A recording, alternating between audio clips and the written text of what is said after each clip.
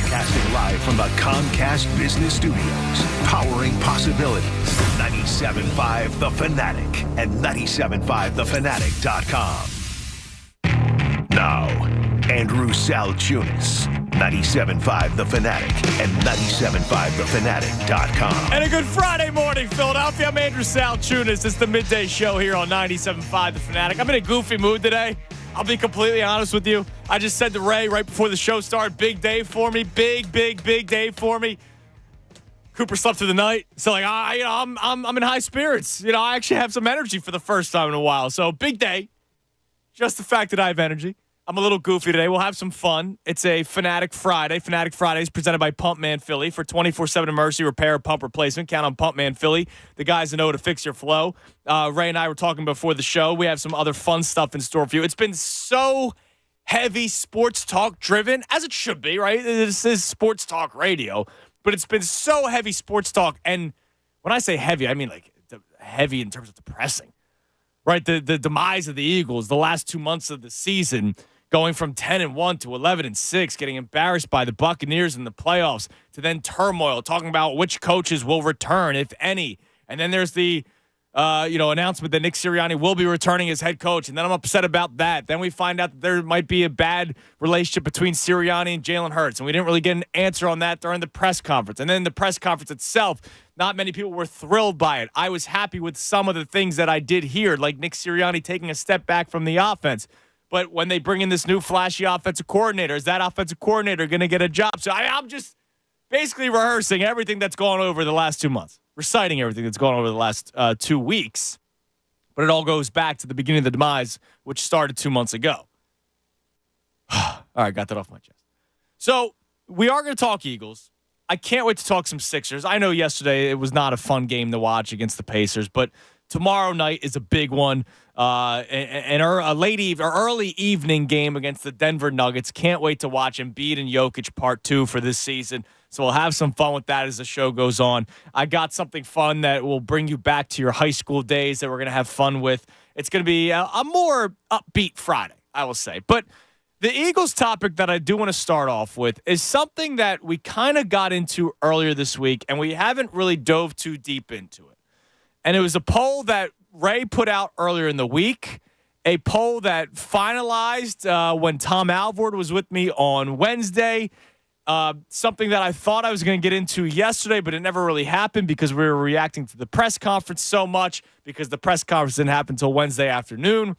So today is the day to finally dive into the poll that we put out 4 days ago. And the poll's on the midday count. The results are final.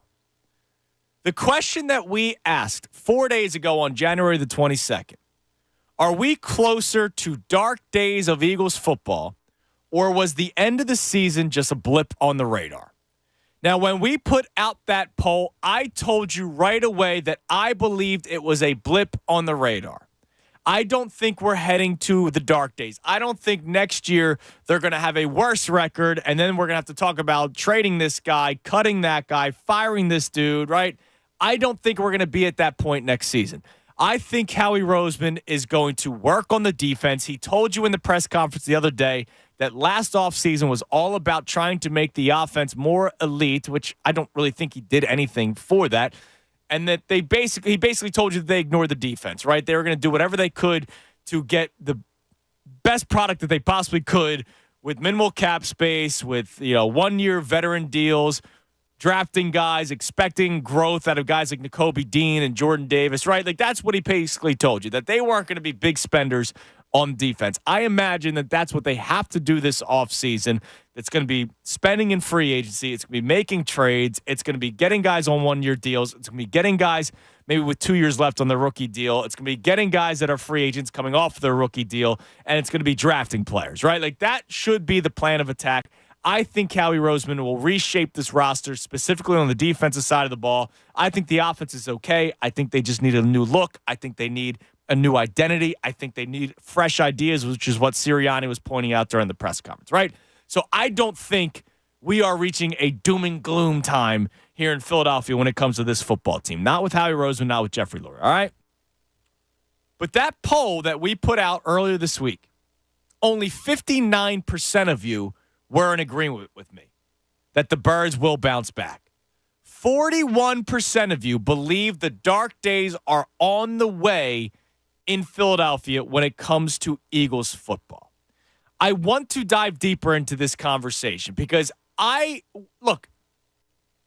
I totally confident that the Eagles are going to be great next year? No, because I don't think Nick Sirianni should have remained as head coach of the Philadelphia Eagles. I do like that there's going to be a new OC in. I do like that OC is going to have more control of the offense. I do like that there will be a plan of attack for this roster, and I believe it's about focusing on the defense. But the Nick Sirianni thing still kind of gives me the heebie-jeebies, and I always bring up the Brandon Staley situation where Brandon Staley should have been fired before last season. They gave him another chance to hire coordinators. The coordinators come in, they fail, the whole team fails, and now everybody's on the way out, right? And, they're trying to hire a new head coach, and it might be Harbaugh. Who knows? So that's the one thing that kind of keeps me worried with this team is the fact that the leadership in terms of Nick Sirianni remains. Other than that, I believe this team bounces back. But I was surprised by a city that's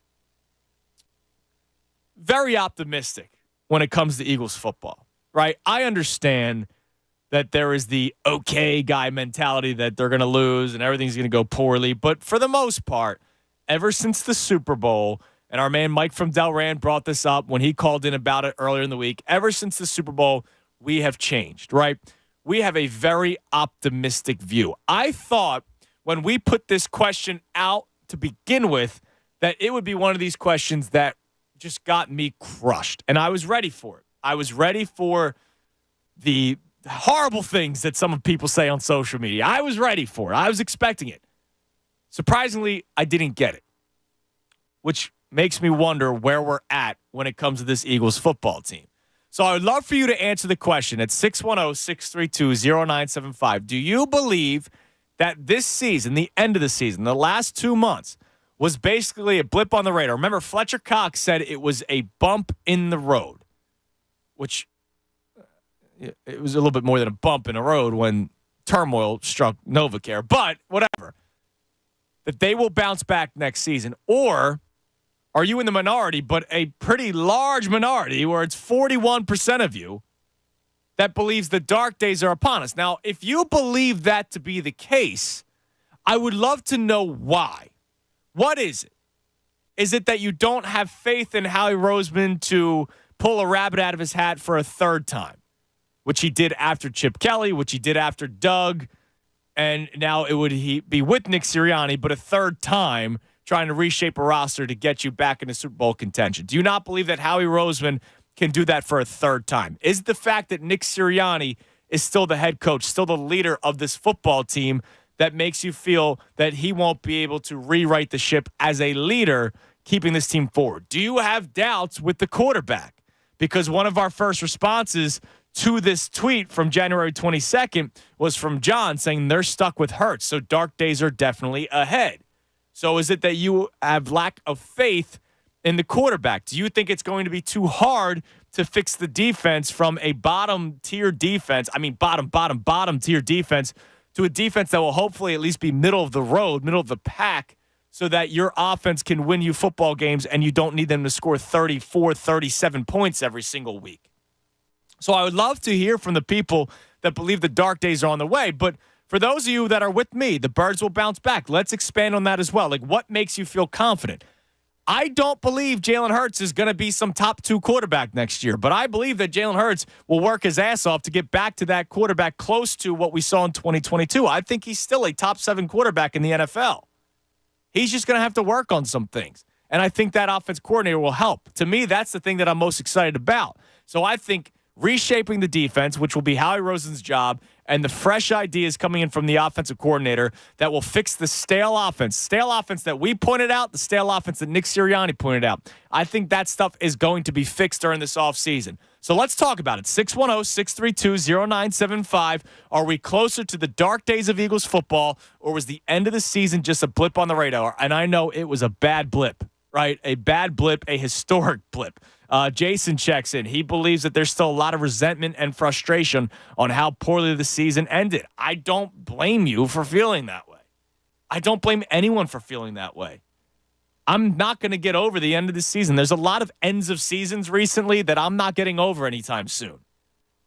Now, Anthony M. Schmal checks in, dark days with Eagles or dark days with Philly sports. No, it's not that bad. Sixers are getting out of the second round this year. Did I say that? I'm not supposed to say it. Sorry.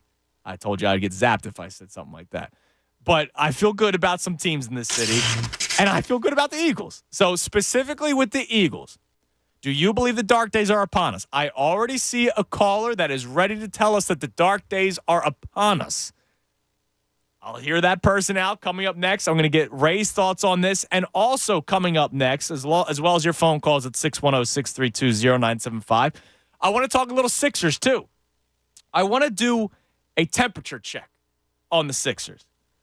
Because with all the Eagles talk that we have been doing, we haven't really talked much Sixers. It was a freaking gift the other night when Joel Embiid dropped 70. It was a freaking gift to come in here on a Tuesday morning and not really worry about the Eagles for 4 hours. We mentioned the Eagles. We talked about the Eagles. I had Jeff McClain on that day, right? But for the most part, the majority of that show was celebrating the feat by Joel Embiid. And, of course, there were people that were still anti-Joel Embiid and refusing to celebrate a freaking historic performance where Embiid dropped 70 points, just the ninth player to do it in NBA history. But I understand why. Even though I hated it because it was a Tuesday in January or a Monday in January that we should just celebrate that, I understand why you keep on pointing out the whole wait till the playoffs, blah, blah. What I want to do is I want to get a temperature check on the Sixers at this point in the season from Sixers fans. Yeah, I slipped. I think they get it the second round this year. All right, I'm starting to get to that expectation, even though I told myself I'm not going to do that. I want to get the temperature check from you, the Sixers fans, as we have a big game tomorrow, Embiid Jokic Part 2. We'd love to talk about that as well. 610-632-0975. I'm Andrew Salchunas. It's the Midday Show right here on 97.5 The Fanatic. Fanatic Sports Update. Embiid to start the All-Star game. I'm Ray Dunn. This update is brought to you by Lowe's. Shop the close-it event now at Lowe's with big savings on the appliances you need now. Lowe's knows home improvement. Shop the close-it event now at Lowe's. Joel Embiid was named to his 7th All-Star game last night as one of the Eastern Conference's starters. He'll start alongside Giannis Antetokounmpo, Jason Tatum, Tyrese Halliburton, and Damian Lillard. As for Embiid's team last night, they had a clunker of a game in Indiana. They fell 134-122 to the Pacers. Last night, despite Embiid's 31 points, Pascal Siakam finished with a triple-double for the Pacers in the team's first win since he started playing for them. The loss snapped a 6-game winning streak for the 76ers, and next up is a big one. Oh, it's a date with the Denver Nuggets on a Saturday night. Jokic versus Embiid. Catch the live call. It's 5:30 right here on 97.5 The Fanatic.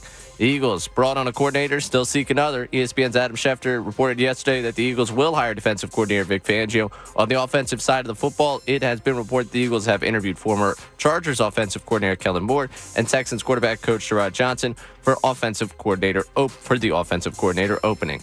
As for the Flyers, they got shut out 3-0 by the Detroit Red Wings last night. They'll try to stop a 4-game skid against the Bruins tomorrow at 12:30. Catch the live call of that one right here on 97.5 The Fanatic. Keep it locked here for all the latest news and information. I'm Ray Dunn, the home for the Sixers and Flyers, 97.5 The Fanatic.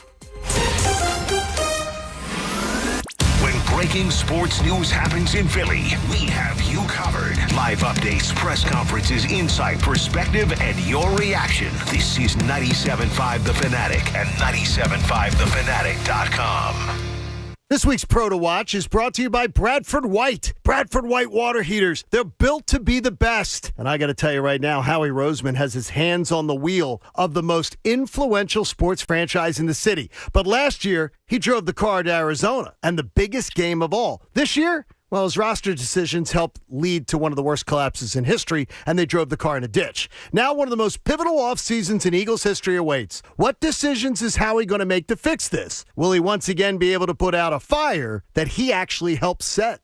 Right now might be the best time ever to upgrade your old, inefficient water heater to a state-of-the-art Bradford White Aerotherm heat pump water heater. It's eco-friendly, Energy Star certified for high efficiency, and will help lower your energy bills. Rebates and tax credits are now available that could save you thousands of dollars. how you heat your water matters. So ask your plumbing professional about the Bradford White Aerotherm Heat Pump Water Heater or visit bradfordwhite.com to learn more. The IRS is the most powerful collection agency on earth, and if you owe back taxes, the news isn't good. The IRS is raising the interest rate it charges on unpaid taxes, and further rate hikes are expected. Most people don't know it, but the IRS adds interest charges to your tax debts daily. So if you owe the IRS today, you'll owe even more tomorrow. And it doesn't stop until you get right with the IRS. The good news is getting right can start with one phone call to Optima Tax Relief, America's #1 tax relief firm. Optima's tax professionals specialize in the Fresh Start Initiative, a powerful IRS program that can save you thousands if you qualify. In fact, the experts at Optima have resolved over $1 billion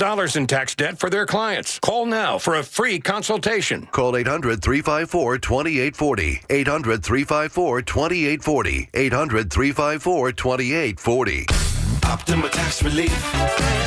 Some restrictions apply. For complete details, please visit OptimaTaxRelief.com. Texting enrolls you into reoccurring automated text messages. Consent not required to purchase. Message and data rates may apply. Hey, Dan, how you doing? Haven't seen you around the gym for a while. Yeah, I've really fallen off. Since I turned 40, I just don't get the results I used to get. Could be lower testosterone. Lower T. Yeah, I went through it a while back. Once you hit 40, your body has less free testosterone. I got Nugenix Total T, and it's made a huge difference for me. I've seen that on TV. Is it for real? Oh, yeah. The patented key ingredient is something called Testofen, which helps boost free and total testosterone levels to help you trim up and stay lean. And it's made a difference for you? Man, I feel like I'm in my 20s again. At work, in the gym, and in the bedroom. Are they still giving out complimentary bottles for people to try it for themselves? Yeah, you just need to send them a text. Text TAP to 321-321 right now for your complimentary bottle of Nugenix Total T, the #1 selling testosterone booster at GNC. Plus, text now and we'll include a bottle of Nugenix Thermo, our most powerful fat incinerator ever, to help you get back into shape fast. Absolutely free. Text TAP to 321-321. That's TAP to 321-321. I'm John Morgan. When you call Morgan & Morgan, America's largest injury law firm, your very own army springs into action immediately, 24/7. Our investigators, legal staff, and over 900 lawyers work together to fight to get you the best result as quickly and easily as possible. Insurance companies know who we are, and now you know it too. This firm was built for greatness. This firm was built for you. Injured? Call your army. We're ready to roll. Morgan & Morgan. Visit forthepeople.com for an office near you. Ew. Gotta get rid of this old Backstreet Boys t-shirt. Tell me why. Because it stinks, boys. Tell me why. I've washed it so many times, but the odor won't come out. Tell me why. No, you tell me why I can't get rid of this odor. Have you tried Downy Rinse and Refresh? It doesn't just cover up odors. It helps remove them. Wow, it worked, guys. Yeah. Downy Rinse and Refresh removes more odor in one wash than the leading value detergent in 3 washes. Find it wherever you buy laundry products. Oh, this cold. Honey? Honey? Honey, you need DayQuil Severe Honey. DayQuil Severe Honey gives you powerful cold and flu symptom relief with a honeylicious taste, because life doesn't stop for a cold. Okay, I'm ready to go. Now I'm getting a cold. Honey. Try DayQuil Severe Honey for powerful cold and flu relief. DayQuil Severe with honey flavor. The daytime coughing, aching, stuffy head, fever, honeylicious, power through your day medicine. Use as directed. Keep out of reach of children. Sports bettors make money with VegasMistake.com. The wrong team is favored, and you need to bet on our top play from VegasMistake.com. Discover where the odds makers have screwed up, and you can profit. They cost less than $4 a day for a whole month of betting picks at VegasMistake.com. Get the pick where the wrong team is favored. Don't miss out on this unique sports betting opportunity. Sign up online at VegasMistake.com, the more intelligent way to bet, where we outmaneuver the odds makers at their own game. Hurry, the odds are shifting. Sign up now for less than $4 a day at VegasMistake.com. Looking to warm up your winter with some sizzling savings? Bundle up and head to the Bush Auto Group. Visit one of 2 Nissan locations in Exton or Limerick this month, and you can save big. Right now, lease a 2023 Nissan Rogue for as low as $248 a month. And that's not all. Every vehicle purchase comes with over $3,000 in bonus value to melt away the cost of vehicle ownership. Don't miss out. Drive away with the hottest savings of the season. Visit us in-store or online today at bushautogroup.com. Philly rides with us. When you think football playoffs, think PJ Wellahans. Make it your local PJs for the best place to watch the playoffs while enjoying the best wings, burgers, salads, and of course, beer specials. Go to pjspub.com for your game day specials. On your way home this afternoon, the best show ever starting at 2. Now more with Andrew Salchunas on 97.5 The Fanatic and 97.5thefanatic.com. It's 10:20 on the Midday Show. I'm Andrew Salchunas, 97.5 The Fanatic, 10 o'clock hour, brought to us by Window Nation. Take advantage of Window Nation's 50% off sale on all style windows, plus make no down payment, no payments, no interest for 12 full months. Call 866-90Nation or visit windownation.com. People on social media make me laugh. They make me laugh because they don't listen, right? Which is whatever. You know, you're busy, you might not be listening to the show. And so we put out the tweet on January 22nd. Are we closer to the dark days of Eagles football, or was the end of this season just a blip on the radar? And on the 22nd, I told you that I thought this was a blip on the radar and that they will turn things around. I brought that up again on Wednesday when the poll came to an end. I brought it up in the beginning of the show today. But I put out a tweet this morning, quote tweeting the poll, saying I couldn't believe the results of this poll. We'll talk about it more today, blah, blah, blah, blah, blah. And right away, Philly checks in, Ray. What can't you believe? That people are trying to be optimistic? Stop being the anti and negative on everything. That's all right. Thanks for listening. Or thanks for not listening. Or please listen. Do I have to beg for your listening? No, don't do that. Because if you listen for 15 seconds, I'm on the positive side of things. But it's okay. Like, this is life nowadays. Is reacting right away to what you believe and not getting any facts, whether it's politics, sports, life. Sky is blue, sky is green. No matter what, you gotta freak out because nobody can just freaking have a happy Friday. I'm having a happy Friday, man. How are you today, Ray? Good morning. Welcome back from Dallas. Thank you. You know, good to be you were back. Rooting your Cowboys when you were down there. That's not true. No, I can't say that. You're a Packers fan. I was celebrating. How about Jordan Love coming to Philly next season? I know. I'm excited. Are you going to buy tickets for that? I'll have to be there. I have to be there. There's no game I'd rather be there for. It's a big one for you. All right, so I would love your thoughts on the question, but also your thoughts on the responses, because I am shocked that 41%, which is a big number of people, believe we are nearing the dark days of Eagles football. I'm shocked. In a town that since the Super Bowl, everybody's been happy honky-dory. And I vote Birds will bounce back, not just because I'm green goggles go Birds. I'm saying Birds will bounce back because I believe in this ownership. I believe in Howie Roseman, and I know that's hard for a lot of people to hear. I believe in this Eagles offense when there's a brighter mind here, not the tag team of Nick Sirianni and Brian Johnson, which was ultimately a failure this year. The defense is going to get better because how can it not get better? How can you go into this offseason not trying to make this defense better?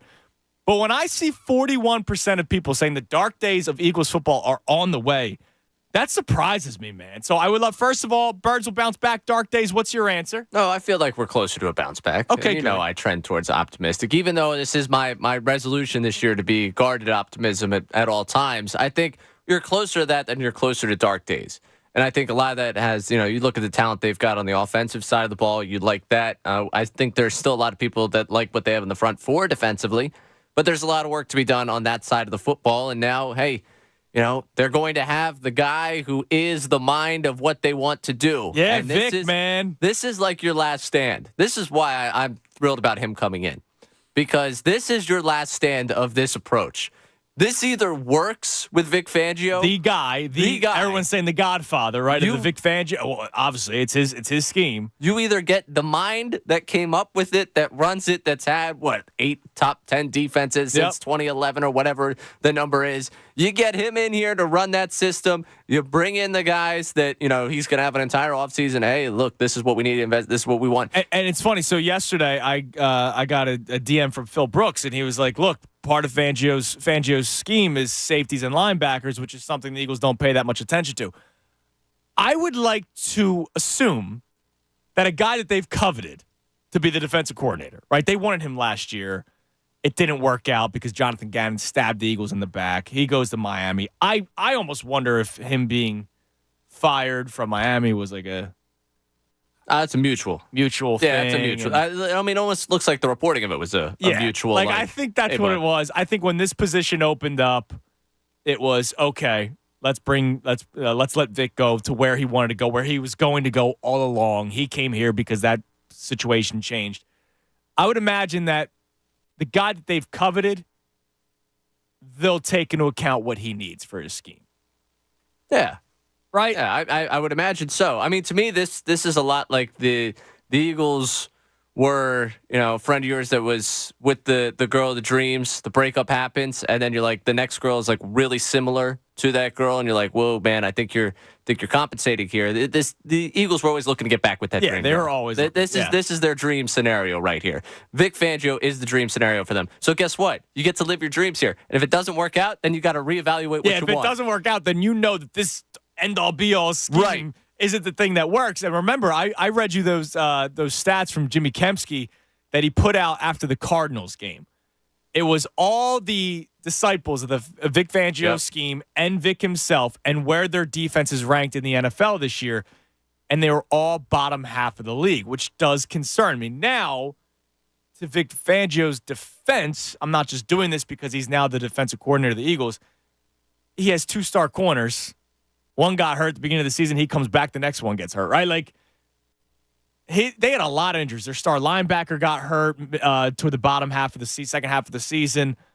Bradley Chubb. Yeah, he dealt with a lot of stuff that I go, all right, that would be tough for any defensive coordinator to try to work through. Now, depth on this team will be an issue because you have to do a complete overhaul. You're not going to have incredible depth. You're going to have probably, a first-team heavy defense, and then you might take a hit if somebody goes down, which it'll be year one of rebuilding an entire defense pretty much. But I am excited for him to be here for exactly what you're saying. If it works out, that's fantastic. You brought in the guy of the scheme that your organizational philosophy loves. If it doesn't work, you learn to move on and do something different. You learn that maybe you have to address different things because Howie Roseman even said it during the press conference that when they have been successful, they have been ahead of the curve. Well, you're not bringing in some new defensive scheme. You're bringing in a scheme that's been around that may be getting figured out, or he just struggled because he didn't have his talent. So we'll find out. Your response to the fact that 41%, which is a big number, of people believe the dark days are ahead, and I'm really freaking pissed that the caller we had on hold hung up because right away he calls in. He's going to tell us that the dark days are ahead of us, and he hung up. Upon us. Not just ahead of us. Yeah, they're upon us. We've already arrived in the dark days, according to Eddie, who just didn't stick on here. Hold on for a second. Thanks, man. Anyways, the reason I'm almost upset. Like, when they do the exit polling, like for the whether it be like a political campaign or whatever, and they like ask you a little bit more questions after you get the vote in, and it's like, why did you do that? I'm so curious for the exit polling on that poll specifically of, okay, 41% of you think dark days are ahead. Is that because 30% of you think that Sirianni's a joke and that you're not going to get this figured out, that you're not going to be able to win with that guy's head coach? Is it 25% of you sitting there thinking, wait a second, is Jalen Hurts actually the quarterback I thought? Because there's a lot of different paths I think people can take. The overall 41% for me is that you see a lot of the fan base has lost faith in the brain trust in, and again, I think it comes back to head coach quarterback. I don't think it's a lot of people sitting there like, well, I think this is a weak cornerback draft. I think this is a weak linebacker free agent class. I think this is they're worried about the big price quarterback, the head coach of this football team, and I do always think we are walking a tightrope with Howie. Like, I do believe I'm confident in Howie Roseman. I still sense that people are confident that he can do it again. I've had a couple of callers call in this week saying, why can't he do it again? But there's also the notion that he has to do it for a third time. Can he do it for a third time? Can he hit another grand slam for a third time? And grand slam means Super Bowl, right? Winning one, getting back to another. Can he get to another Super Bowl in another year or two? And it might not even have to take 2 years. I don't know. Like, they have a lot of talent on this team. But I do find that surprising. I wonder if we ran that poll again today. Not that I want you to, but if we ran that poll again today, would it maybe increase for the Birds will bounce back now that we know that Nick Sirianni is not going to be calling plays? Like, will that help out a little bit? I don't know. But I don't know. I just found it interesting that 41% of people believe the dark days are upon us or ahead of us. So I would love to hear from you. Of that 41%, what makes you say that the dark days are ahead of us of Eagles football? 610-632-0975. Now, we'll get to the phones in a second. But, dude, forget last night. All right. It was a rough night in Philadelphia sports. both with the Sixers and with the Flyers. Sixers made a little bit of a comeback yesterday, but I turned it off. You didn't miss anything. The Sixers are traveling to Denver to take on Nikola Jokic and the Nuggets for the second time this season. And that's a game. It's a Saturday at 5:30, right? I know there's people that are cooler than me and probably have plans.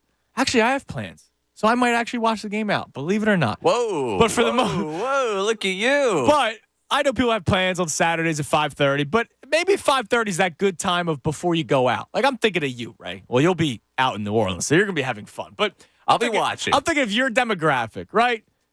You know, a lot of you don't go out till like 8 o'clock nowadays, right? For me, I was a day drinker. That was my forte, right? I want to go to bed. That was even before childhood. Like, I wasn't a late night guy. That's why Anthony and I would never see eye to eye in terms of hanging out. Yeah, I right? always saw eye to eye with him on that. Yeah, I was a late night guy. He wanted to go out when I was ready to go in, right? So tomorrow, 5:30. That's a good time to sit down and watch a Sixers game. It's a good time to sit down and watch a great Sixers game.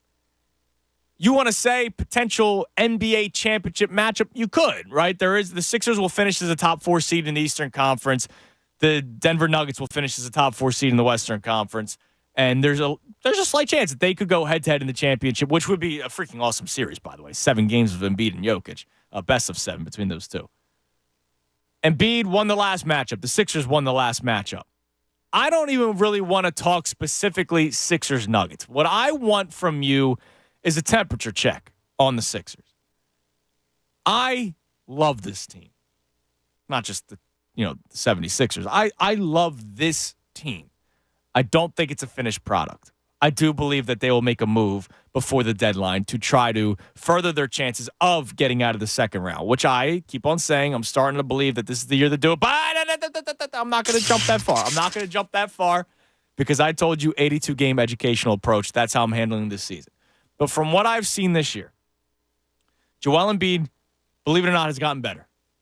It's incredible. He has gotten better. I love how that interaction he had with Brett Brown where he talked about, I'm finally passing the basketball. That's a lot to do with Nick Nurse, too. What Nick Nurse has done has changed Joel Embiid's game. Joel Embiid, to his credit, has also gotten better at all these avenues of the game. His mid-range jump shot is basically unstoppable. His post work's fantastic. The guy shoots over 80% from the free throw line. That's why he tries to get to the free throw line, and I know people have a problem with that outside of Philadelphia. Hey, look, it's a strategy. The guy's averaging basically 20 points a game some nights. Like he had 21. That day he had 70 points. He scored 21 points from the free throw line. It was amazing. Joel Embiid's fantastic. Maxey's taken that step forward. Before the season even started, I told you I liked the depth of this team. I liked the depth even more after they made the trade, getting rid of James Harden and getting the assets they got to then also move those pieces for something else at some point, right? I love the way this Sixers team is shaping up right now. I love Nick Nurse. He has done a tremendous job as head coach of this team. I'm excited for whatever Daryl Morey does come trade deadline. There's no way they just keep it the way it is. I can't believe that to be the case.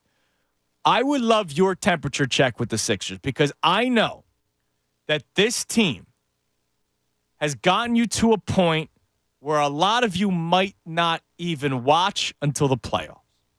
And I don't blame you for it. I said that after the season ended last year. I would not blame a single one of you to not watch until April. And that sucks because you're missing a pretty damn good season, but I understand why. That's why I also believe that the people that were critical of Embiid the other day, they didn't watch it. There's no doubt in my mind that whoever bitched about Embiid scoring 70 points, and by bitched, I mean went to their 4 games back of the Celtics, waking up when they get out of the second round, he comes up small in the playoffs. Well, there's no way you weren't watching that you were watching it. Because if you're watching that game, you're happy. Like, you're watching a dude just purely dominate. How can you not take joy out of that? For those of you who have been watching, and for those of you who have just been kind of checking out the standings, checking out the scores, checking out the box scores, seeing what Embiid's been doing, seeing what this team might be made of, what is your temperature check with the Sixers? For the first time, I'm starting to get a little bit more giddy than I want to be. That's where I'm at the later part of January, right? Because I don't see this train fall. I don't see an Eagles second half collapse happening with the Sixers, right? Like, they're going to finish as a top 4 seed. I said that before the season even started, before I even saw a second of this team play. With Joel Embiid, you are a top 4 seed. The question is, how high can you get once the trades happen? So I'm feeling great about this team. I'm fired up for tomorrow night's game. Late or early evening, 5:30. It's going to be great. Hopefully a win happens and we can celebrate the rest of the night, or I can go to bed happy. Ray, your temperature check with the Sixers so far, they've played 43 games. 43 games. So we've just passed the midway point of the NBA season for the Philadelphia 76ers. I mean, this is kind of a trajectory-changing type of start to a season. And I know people, whoa, what do you mean? You know, what's it with this team? If you don't start out with Nick Nurse the way that you don't have Maxey take that next leap. I know we talked, the offseason talk and chatter outside of Philadelphia was, the Knicks have their eyes on Embiid, or, Jimmy Butler's down there in Miami. There was the lurking of the rest of the NBA, right. Like what's going to happen in Philadelphia. Embiid had the statement of, remember he was at that closed door. I want to win a championship, whether it be Sixers or anywhere else. Right, and I think that this type of start to a season is changing for the direction of the franchise because it shows you there is still a runway here for this group. Now, do I think it's years upon years upon years? Maybe not. But hopefully it's a 3-year window. Yeah. And Embiid's only getting better, right? So when he starts to, I guess, decline, he'll still be very good. Correct. I agree with that. I just mean that, every time you think the window's, X years long. Whether it's open or closed, it switches. I usually like to subtract at least 1 year from that at minimum because every time but the second you subtract it adds again. Yeah, I understand that. And I think that I was never one that the window was closed for this team when they lost last season. I always felt this window still had years to go. And it's nice now because you feel like there's security with Embiid. You feel like you've really seen the explosion of Tyrese Maxey, and that has made you really excited for what's to come for this team. And I think, you're obviously thinking about what's going to happen down the line in terms of the trade and what moves they make. But just the depth here, I've fallen in love with Nico Batum as a player, whether it be him finding a way to fire away a three with just seemingly no need to launch it. And also the entry passes, the way he distributes the basketball. By the way, the under hit, the assist total. No, did it? Only one. See? It's a shame. He didn't have Tobias or Marcus Moore, so it's you're blame on you for even betting. You were casual if you bet that last night. No, and I think also the way they've gotten Tobias to attack, and I know it's not our favorite guy in this city, but I think we've seen some good things from him this season. He's having a good season. He had a rough stretch. He's sort of woken back up from that stretch. He was out yesterday because of the illness, but yeah, I mean, look, I feel good about this team, so I want. Alongside our Eagles conversation, whether or not the dark days are upon us or if the Birds will bounce back and the end of the season was a bit of a blip, would love your thoughts on that because I think it was just a blip. But 41% of the people that voted on that poll said the dark days were upon us. Also, the temperature check of the Sixers just past the midway point of the season. Now, the Fink has checked in about the Eagles conversation. And I value the Fink's opinion. By the way, Fink, I apologize for your loss. I'm sorry. Ripped pants. Oh, no. He ripped his pants this morning. I was going to say, what did I miss while I was He posted gone? a photo on social media. He ripped his pants. I was a victim of that here before. I'll tell that story later on. Was it your own? Well, wait till the story. I'll tell the story. Because I feel bad for the Fink. I don't want the Fink feeling like he's alone. I once ripped my pants here at work. Well, if he's at work, you probably get a little apron, tie it. You get coverage there. Well, maybe he was at work. I don't know. He just posted a photo. I'm just trying to help him out here. Yeah. Oh, okay. Spicy. So I see how much this is sticking out in your brain now. He checks in about the Eagles. I wouldn't say the dark days, but I think we might hit a road full of potholes and speed bumps. Lost 5 of 6. Epic collapse. Embarrassing playoff loss. Losing vets in locker room. Kelsey, Cox, locker room's a mess. Blaming media for moves, which is Brandon Graham, which I love BG. I still can't believe he said that.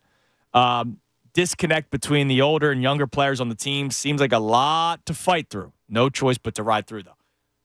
I mean, it's a great answer. And to me, that's why I didn't want Nick Sirianni back, because if all this stuff is happening under his watch, how could you bring this guy back? I think that was a terrible decision. But maybe things will get better once they start winning football again, and maybe they realize the offense is not a high school offense anymore.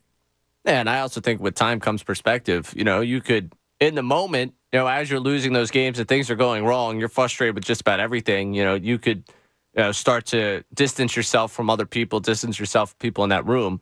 When you come back into that room after a couple months away and have a chance to reflect on it, you could, have the moment of, hey, maybe I wasn't totally in the right. And hey, they probably weren't totally in the right. Well, we got to regather this thing. Eddie did call back. Oh, boy. Let's go to Eddie in Ocean City. Eddie, you're on the Fanatic.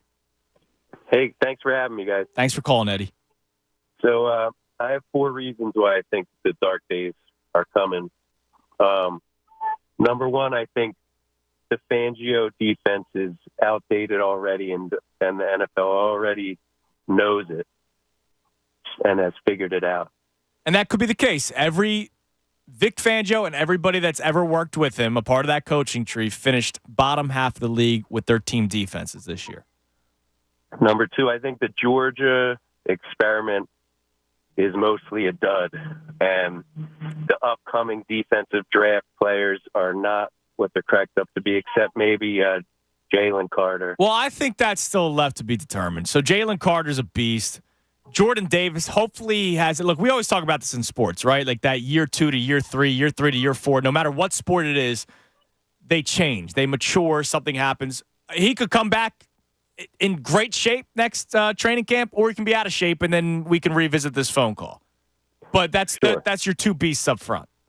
Number 3 is that I think that Hurts, his knee and the possibility of him slowing down is going to lead to him being more average than great. And I think that the threat of him running, I mean, he looked slower than most quarterbacks. Yeah, somebody posted a highlight video of him from that second season where he was the runner-up for MVP. My God, did he look so much faster. Yeah, so I'm concerned about that. And then I think the last reason is that, that because Hurts is getting paid so much in the cap, I just don't know that how he's going to be able to maneuver. And as we lose the older players and try and fill in, there's not a lot of free agents that look great in the positions of need. And I don't think we could just draft people into those. I think that, that's the big key, right, Eddie? And I appreciate the call, man. They have to hit on the draft. Hurts' cap hit is not as bad as you would think, especially compared to other teams, other quarterbacks that got paid a lot in the NFL. We know that Howie Roseman is a wizard with the cap, so he could probably manipulate that a little bit. And my biggest thing when they first paid Hurts that a lot of people were upset about, even though they liked Hurts, was the fact that, man, you're not going to be able to pay some guys. The good news is for the Eagles. A lot of the core players are locked up. Now, it might be one more year going into this season, but the final year of the deal, guys, we went through it. After the season ended, I think it was like Eagles Nation put out all the players on the expiring contracts. Jason Kelce was the biggest name, and he might be retiring, right? You locked up a core, and you have guys that are probably now going into their final year or 2 years left, and that's a pretty good spot to be in for the Eagles.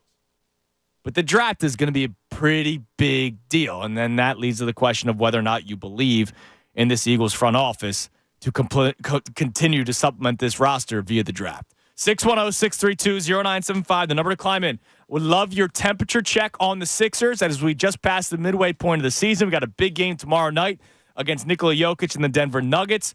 Are the Eagles closer to the dark days of Eagles football, which Eddie just said there's 4 reasons why he believes the dark days are upon us, or was that 2 months just a blip in the radar? And we have a lot more in store for you today. 610-632-0975. We also have some big Flyers news. Are you going to have this in the update? I'll save it so you could talk about it. We have some big Flyers news, a contract extension. I'll tell you about this next, right here, 97.5 The Fanatic. Fanatic Sports Update. Embiid's an all-star. I'm Ray Dunn. This update is brought to you by Discover. Discover wants everyone to feel special with live 24/7 customer service. Learn more at discover.com/credit card. Limitations apply. Joel Embiid was named to his 7th all-star game last night as one of the Eastern Conference starters. He'll start alongside Giannis Antetokounmpo, Jason Tatum, Tyrese Halliburton, and Damian Lillard. As for Embiid's team last night, well, they had a clunker of a game. The Sixers fall to the Pacers 134-122 despite Embiid's 31 points. Pascal Siakam finished with a triple-double for the Pacers in the team's first win since he started suiting up for the squad. The loss snapped a 6-game winning streak for the 76ers. Next up is a date with the Denver Nuggets on Saturday night. Jokic versus Embiid. Catch the live call at 5:30 right here on 97.5 The Fanatic. Eagles brought on a coordinator, still seek another. ESPN's Adam Schefter reported yesterday that the Eagles will hire defensive coordinator Vic Fangio on the offensive side of the football. It has been reported the Eagles have interviewed former Chargers offensive coordinator Kellen Moore and Texans quarterback coach Gerard Johnson for the offensive coordinator opening. As for the Flyers, they got shut out 3-0 by the Detroit Red Wings last night. They'll try to stop their 4-game skid against the Bruins tomorrow at 12:30 live on 97.5 The Fanatic. Keep it locked here for all the latest news and information. I'm Ray Dunn on the home for the Sixers and Flyers, 97.5 The Fanatic. The Philly Hot Stove Show with Ricky Vitalico. Brought to you by Alpha Men's Center. Coming up Wednesday night at 6 after the best show ever. 97.5 The Fanatic and 97.5thefanatic.com.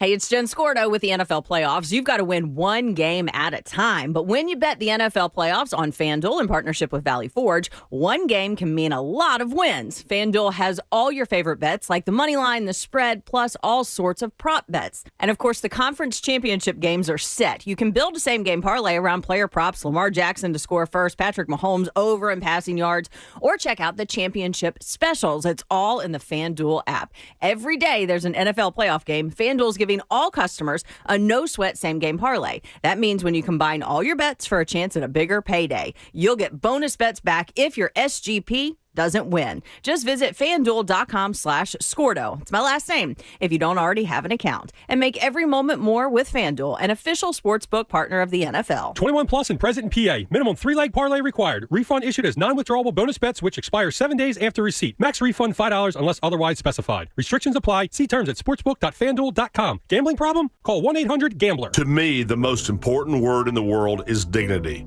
There are certain God-given rights to be fed, to have shelter, medicine, and clothing. When many of our clients come to us, they face the great risk of losing much of what they have. In some cases, losing everything. I'm John Morgan of Morgan & Morgan. In one instant, an accident, a natural disaster, or the intentional acts of others can threaten our dignity.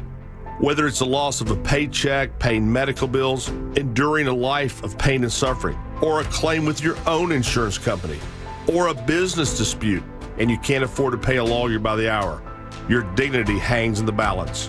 You only pay us if we recover for you. Let my firm fight for you, your family, and your dignity.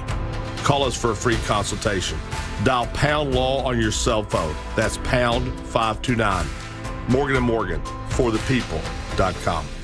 Comcast Business is introducing the Small Business Bonus. For a limited time, you can get up to a $1,000 prepaid card with a qualifying gig bundle when you switch to Comcast Business, the company with the largest, fastest, reliable network. Don't wait. Call or go online to learn about the $1,000 bonus today. Comcast Business, powering possibilities.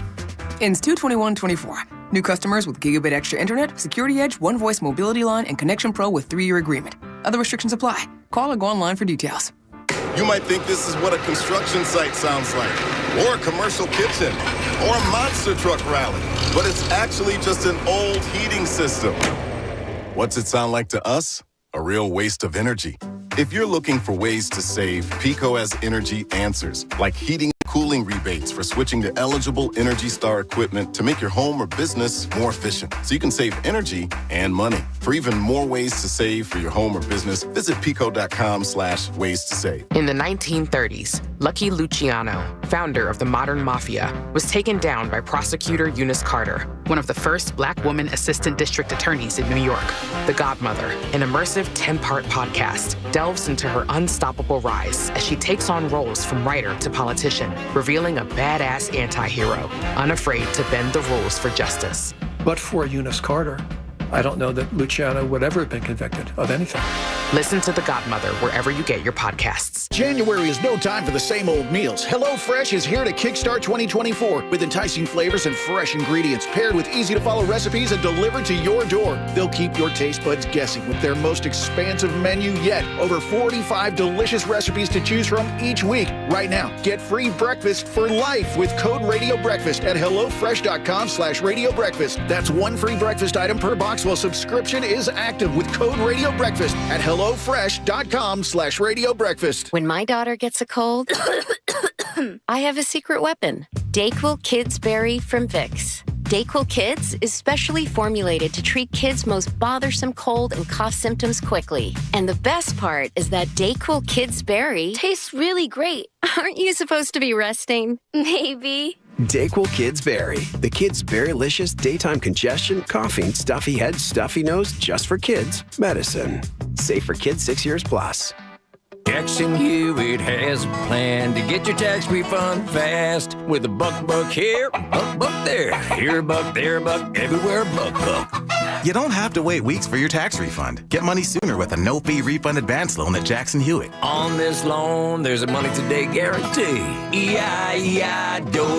Don't settle for chicken feed. Get fast bucks at Jackson Hewitt today. No-fee refund advance loans by Republic Bank offered to eligible clients. Money today guarantee if approved for a loan on a prepaid card. Details at jacksonhewitt.com. Sports bettors make money with VegasMistake.com. The wrong team is favored, and you need to bet on our top play from VegasMistake.com. Discover when the odds makers have screwed up, and you can profit. They cost less than $4 a day for a whole month of betting picks at VegasMistake.com. Get the pick where the wrong team is favored. Don't miss out on this unique sports betting opportunity. Sign up online at VegasMistake.com, the more intelligent way to bet, where we outmaneuver the odds makers at their own game. Hurry, the odds are shifting. Sign up now for less than $4 a day at VegasMistake.com. Joining a gym fashionably late this year? You're right on time. At Planet Fitness, we got you. Because now through January 31st, you can still join for just 24 cents down, $10 a month. Cancel anytime. And to make it even better, we have free fitness training, equipment for every workout, plus a free in-app crowd meter, and most clubs open 24 hours. Feel good about being fashionably late. It's the last chance to join Planet Fitness for just 24 cents down, $10 a month. Cancel anytime.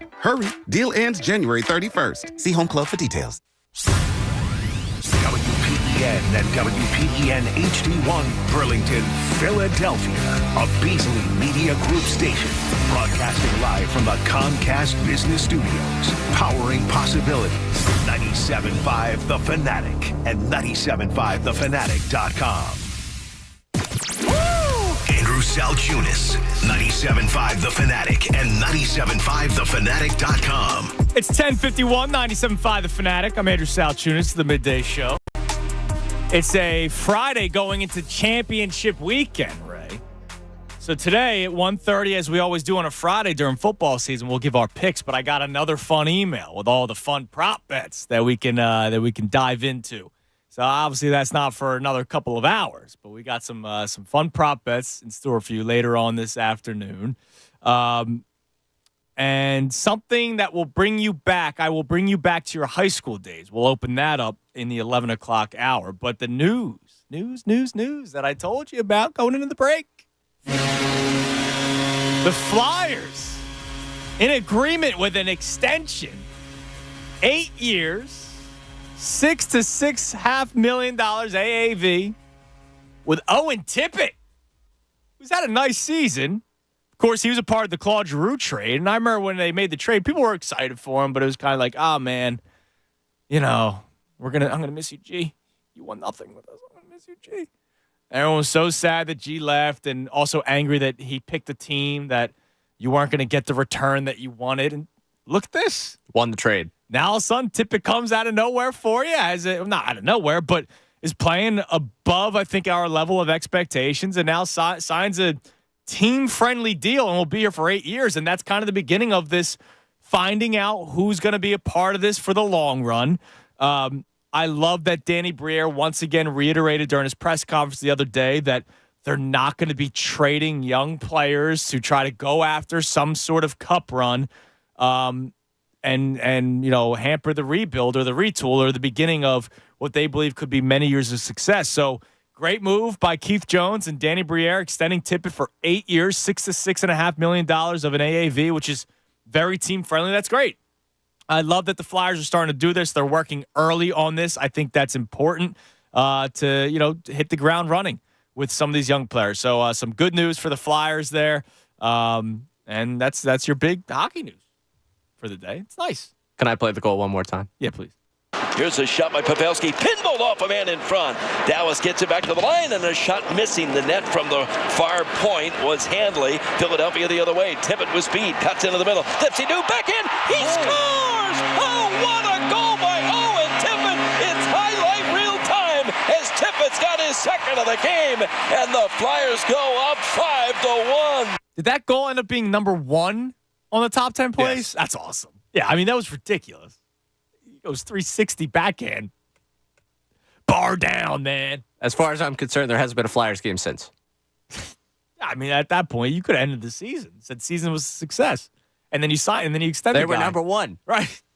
In something. Yeah, exactly. It's amazing. No, it's been a lot of fun to watch them play this season. And except for last night. But that's okay. And the last 3 before that. But yeah. Mostly. But they last time they went on a bit of a skid. They then won, 5 or 6 in a row? 6 or 7, yeah. Yeah, so, look, hey, we're listen. locked in here. I'm just saying. We got your hockey action, yo, on this show. Yeah, we do. Yeah, we got it. Yeah. Owen Tippett. I'm excited. It was a tough one yesterday, though. Yeah, very tough one. Well, it was one of those last night where I was like, all right, Sixers disappointed me. Let's do the quick flip here. Oh. Can only imagine that maybe their minds might not be fully there right now. Yeah. Just leave it at that. All right, so Sixers and Eagles angles for you. The topics today. The Eagles. Do you believe that the end of this season was basically a blip in the radar and we'll be back to that Eagles football that we are excited about and believe that they will be legit contenders? Or do you think the dark days are upon us? 41% of you said the dark days were upon us or are upon us or on the way. Eddie in Ocean City believes they're already here, which is terrifying. I don't think that's the case, but I can't believe 41% of you are saying that. So would love to hear your thoughts on that and the Sixers conversation, the temperature check. Where's your temperature check right now? I'm excited for this team. I think it's only going to continue to go up with this team. I feel great. I'm excited for the trade deadline with the assets that they have from the James Harden trade and what Daryl Morey is going to do to make this team even better. I'm just excited. And I think a lot of you have not been paying attention, which I don't blame you for it. The old adage of the NBA season doesn't start until Christmas Day, right? Well, that was a month ago. And here in Philadelphia specifically, we've been following the demise of the Eagles, and that's what we've been focusing so much of. I wonder if that 70-point performance by Joel Embiid brought a lot of people back last night, and then unfortunately you watched them lose to the Pacers.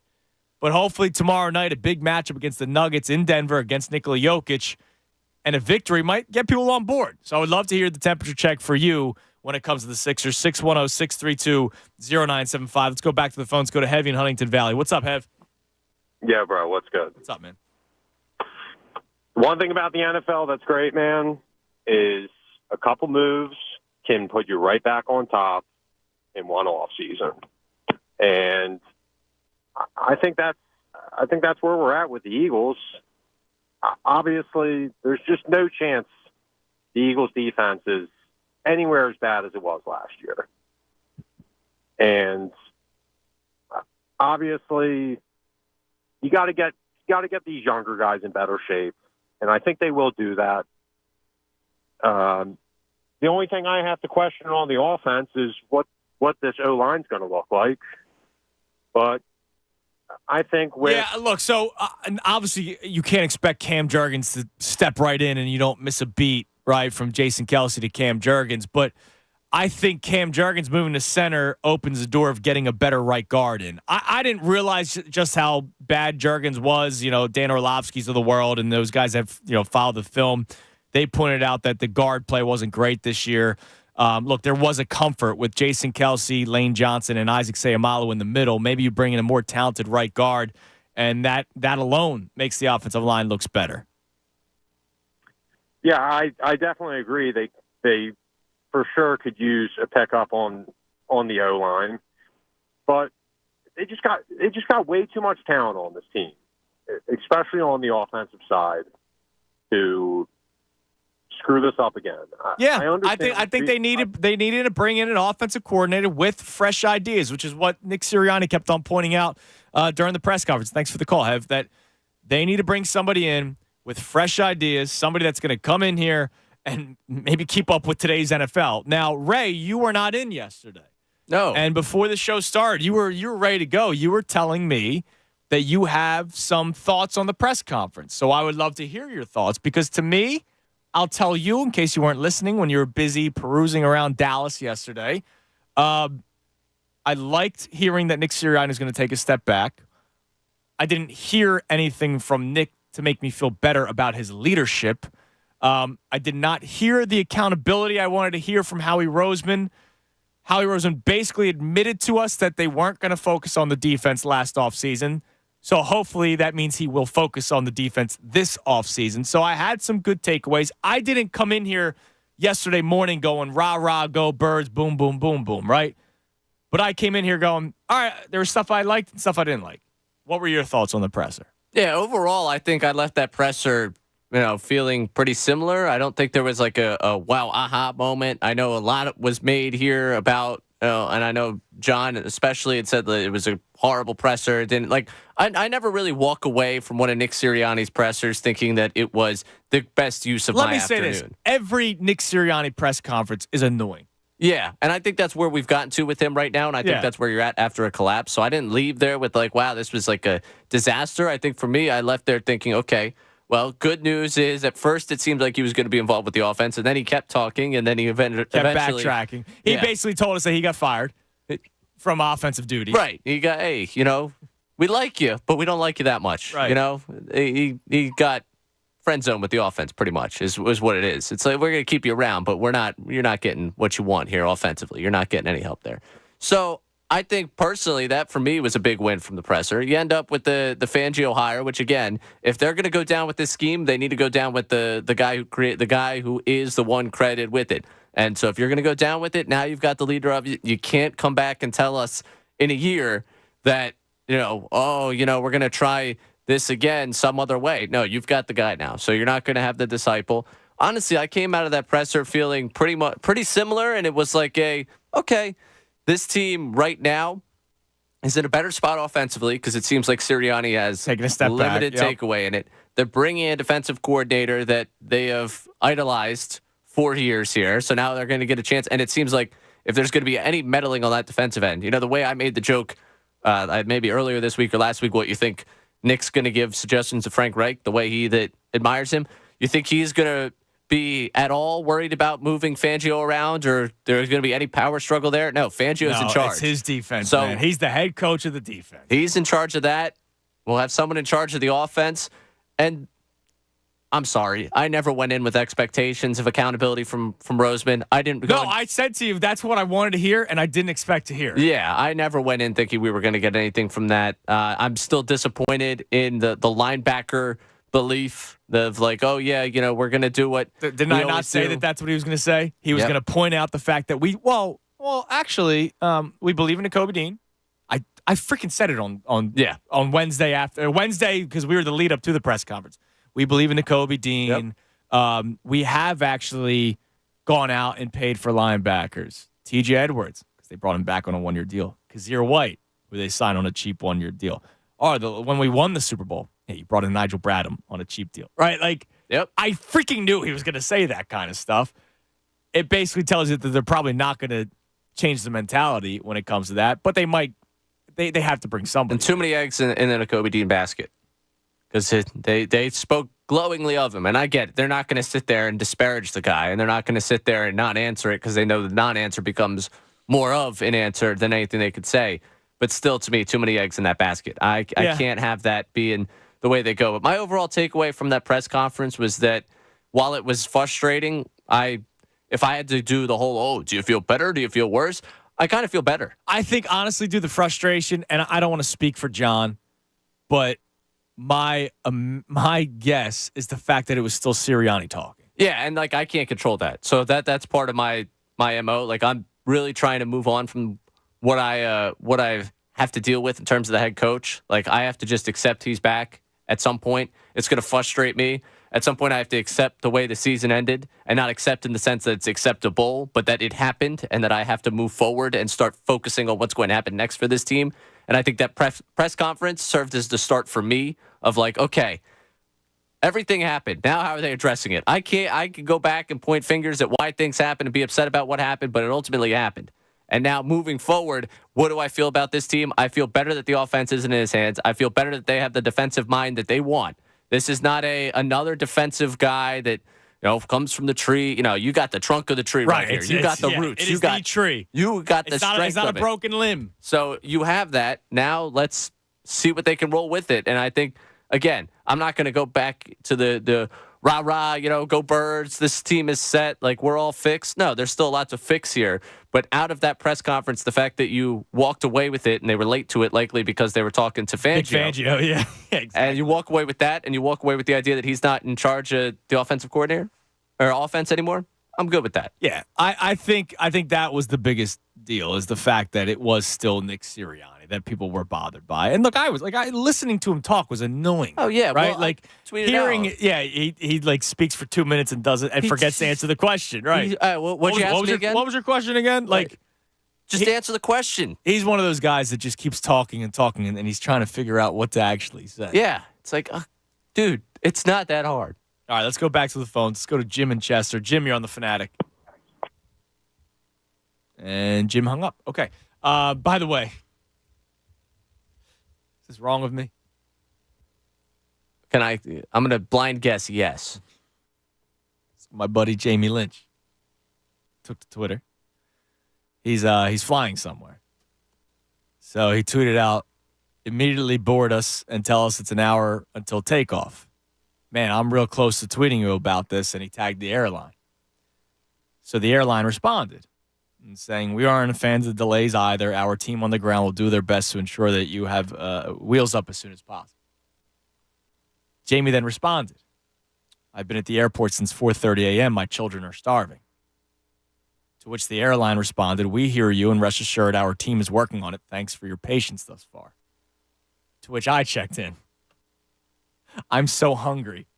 Dad ate my breakfast sandwich while we were waiting and told me to stop crying. Am I helping the situation, or am I hurting the situation in this case? I would say harming. Am I? I'm not making it easier for Jamie? You're not making it easier for Jamie. Now, Egan has just checked in. Please get this plane in the air. My dad's been drinking steadily since 5:30 a.m., and I get scared when he drinks this much. He always takes his shirt off and wants to wrestle me and my brother. Do you want a wrestling match in the aisle near row 13? Now they're not going to fly at all. Yeah, that one might have been a little too far, because now they're going to keep the flight grounded. Yeah, they're going to be coming over the last. So what you're saying is, we're not helping out the situation. Jamie Lynch, we're going to need you to come up to the front of the plane, open up the door. Thanks for thinking about flying with American. Yeah. All right. Travel troubles, Jamie? Yeah. Really? So Alfie checks in about the Owen Tippett extension. And this is interesting. And it's something we could have some fun with. He says, so you're saying I could buy a Flyers sweater and not worry about the guy being gone in 2 years? Shout out to Tippett. Going to be my first sweater since Recchi. The Flyers sweater jersey. Come on, guys. The Flyers jersey. No, it's a sweater. No, it's a kit in soccer. Come on. Let's just call it like it is. It's a jersey. Sweater. The Flyers sweater has been a tough item to purchase. I know a lot of people buy like the yearly name, blah, blah, blah, and then they're gone. Flyers one's been tough. Now, I think if you went out and bought a Giroux sweater right now, even though he's not playing for the Flyers, that's still a fine jersey to have. It's like the Dawkins jersey, right? He goes to Denver, you still buy the Eagles Dawkins jersey. He's an Eagle for life, right? When it comes to current guys on the roster, I think Couturier is still a safe bet to have. But yeah, I mean, Tippett probably, now that you sign an 8-year deal to a guy that has shown that he belongs in the NHL, not just that goal, but, he's been playing well this season. I think now all of a sudden that reaches jersey purchase. Yeah, that reaches certainly jersey purchase. I think you go out and buy that right now. So this is always a topic that pops up randomly on the airwaves, right? Like, we're not going to be doing a groundbreaking show asking this question. What are the safe jerseys to buy right now? Now, I do want to take out that Giroux aspect. So no Jason Kelsey can't be an answer. I want to know active roster, safe jersey to buy. Can I also add a rule here? Please. Because something I learned, it was like maybe the second show I ever hosted here. Okay. And I did something similar. It was around the holidays. So, the gift, the whole thing. Yeah. And the first jersey that came off the board was Gritty. So I want to please, if you're that person listening right now, because it was during this time slot that you called in and said Gritty was the jersey that you would purchase in Philadelphia sports. Yeah. Philadelphia sports. Please, I'm begging you, don't do it. Yeah, don't do that. You bothered. You see how long this has stuck with me? You see how long this is stuck? Hey, man, you think it's really bothered you. Yeah, it was the second show I'd ever done here. You know? You try and set something up, and you're like, you know what? This is going to work. We got people on the line. First call, Gritty. All right. Well, So, here's what we're going to do. So, coming your way next, I want to open that up as well. I'll reset what we've been talking about with the Eagles, reset what we've been talking about with the Sixers, and now also the safe jersey in Philadelphia sports to buy, because Owen Tippett just signed an 8-year extension. To me, that is a safe jersey to purchase. I know there's some scary ones. There's guys on the Phillies that I think people love, and I don't know if you can buy some jersey. Like Harper is a lock. He's not going anywhere. And if you haven't bought his by now, questions. So I'd love to hear your answer on that. 610-632-0975. Now let me just get this out of the way now, because I was about to tease it, but I'm not going to. Our man, the betting guru, who checks in often about the Sixers. Do I need to call and discuss losing to Indy without their best player by 12 last night? Oh, man. Schedule lost. That's my response. Sixers were missing a bunch of players. I understand Halliburton's the best player on that squad. They got Siakam, right? And Embiid dropped 70 the previous game. Still scored 31 last night. It's going to happen. They're going to lose basketball games. The big one's tomorrow night. I just missed the guru tweet for the last 6 games before this one. Oh, yeah, they lose, and now all of a sudden he's active. Because he complained about 70 points, but they won the basketball game. But they didn't win by enough. Now they lose one. I'm just... Guru, I'm going to need you to... Yeah, come on, man. Every win, I need you to check in with, I have to call in? What did I say in November? Mm-hmm. What did I say in November, Ray? Go ahead. Keep the same energy. Keep the same energy. Don't just completely jump on the Sixers. Oh, my God, I can't believe they lost. But then when they win a game in November, when they win a game in December, when they win a game in January, don't give me, it's just a game in January. I freaking hate it. I freaking hate it, Guru. I hate every Sixers fan that does that. Oh, man, it's just a win in November. What does it matter? And yet the second they lose, you all freaking complain. Why? Just enjoy yourself, crying out loud. All right, I'll talk about that more next, right here, 97.5 The Fanatic. Fanatic Sports Update. Embiid to start the All-Star game. I'm Ray Dunn. This update is brought to you by Discover. Discover wants everyone to feel special with live 24/7 customer service. Learn more at discover.com/credit card. Limitations apply. Joel Embiid was named to his 7th All-Star game last night as one of the Eastern Conference stars. He'll start alongside Giannis Antetokounmpo, Jason Tatum, Tyrese Halliburton, and Damian Lillard. As for Embiid's team last night, the Sixers, they had a clunker of a game in Indiana. They fell 134 to 122 to the Pacers. Despite Embiid's 31 points, Pascal Siakam finished with a triple-double for the Pacers in the team's first win since he started suiting up for them. The loss snapped a 6-game winning streak for the 76ers. Next up is a date with the Denver Nuggets on Saturday night. Jokic versus Embiid. Catch a live call of that game at 5:30 right here on 97.5 The Fanatic. Eagles brought out a coordinator, still seek another. As Adam Schefter reported yesterday, the Eagles will hire defensive coordinator Vic Fangio. On the offensive side of the football, it has been reported the Eagles have interviewed former Chargers offensive coordinator Kellen Moore and Texans quarterbacks coach Rod Johnson for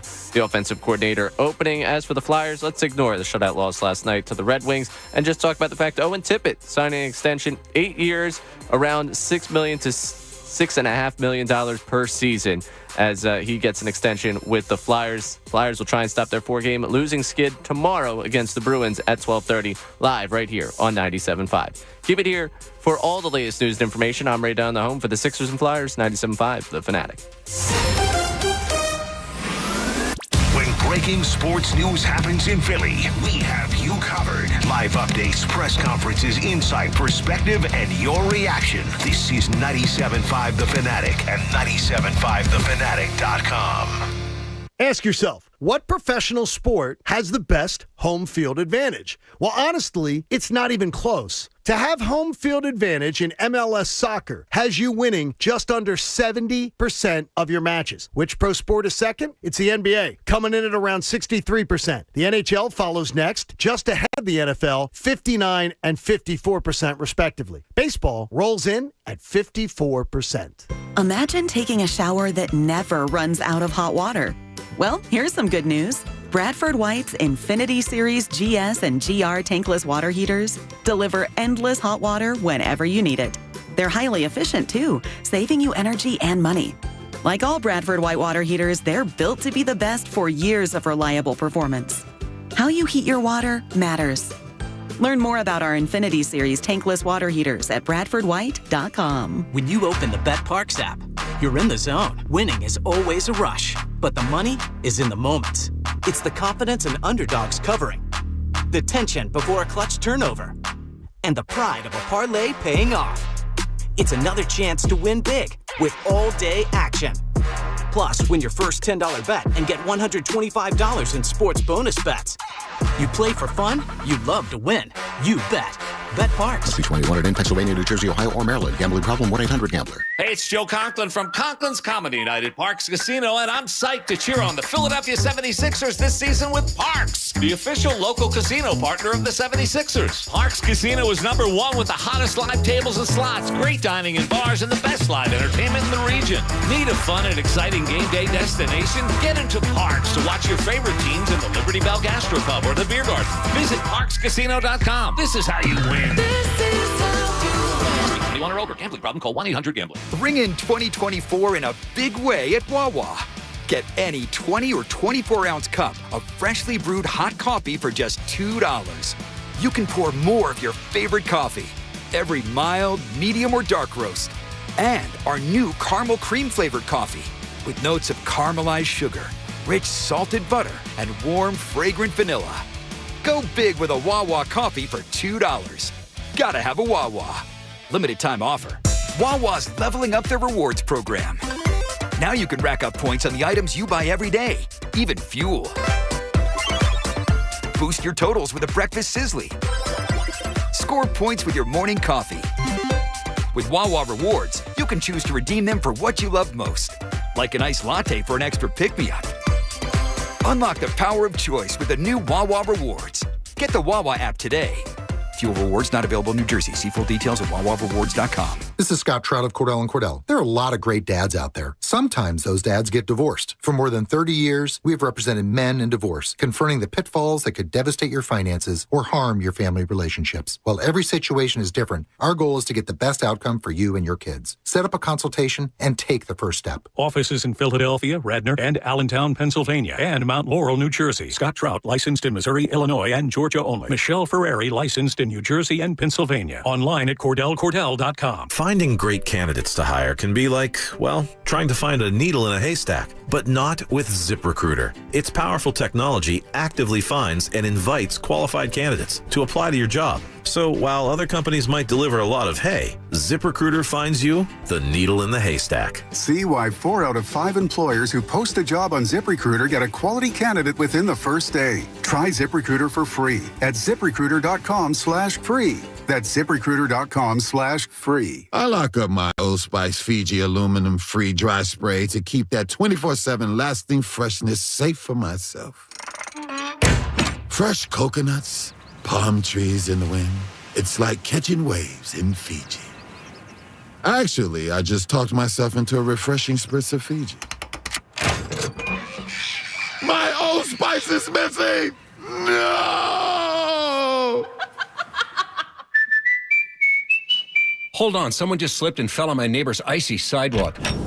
Hey, need some help? Yeah. Okay, you need to demand Rand. What? You know, Rand and Mike Spear, the accident lawyers, they've won over $750 million for their clients. Great. You think you could give me a hand? What, go out in this cold? No, thank you. If you need legal help, don't get left out in the cold. Call 1-800-90-LEGAL and demand Rand. Or start your claim online now at randspear.com. 1-800-90-LEGAL.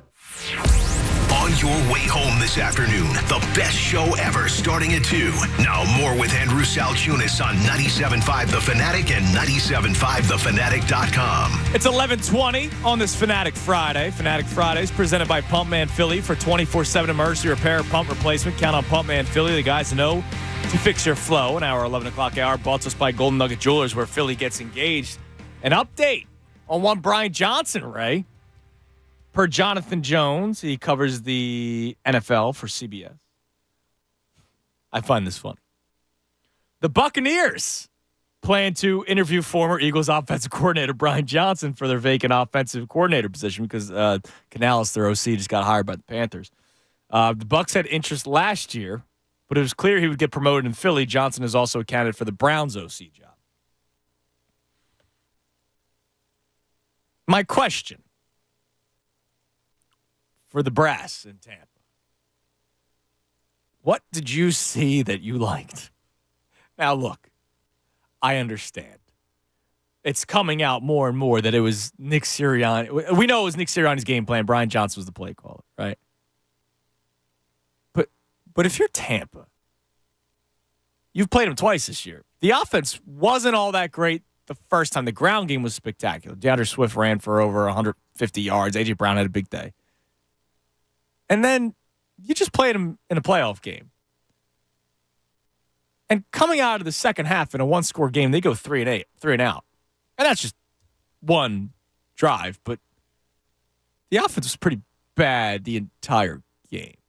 I'm just curious by that. A little curious. Well, devil's advocate. Okay. You're Todd Bowles. You're like, you remember all those things I said about Jalen Hurts back in 2021? You know who was the quarterback's coach that found success with that guy? Brian Johnson. All right. Or the coordinator of that's now the head coach in Indianapolis. And you're Todd Bowles. You're a Temple man. You've got your finger on the pulse in Philadelphia. Okay. Yeah. You're like, you know what? I think that offense was plagued by one Nick Sirianni. Okay. I think he had his hands all over the demise of that offense.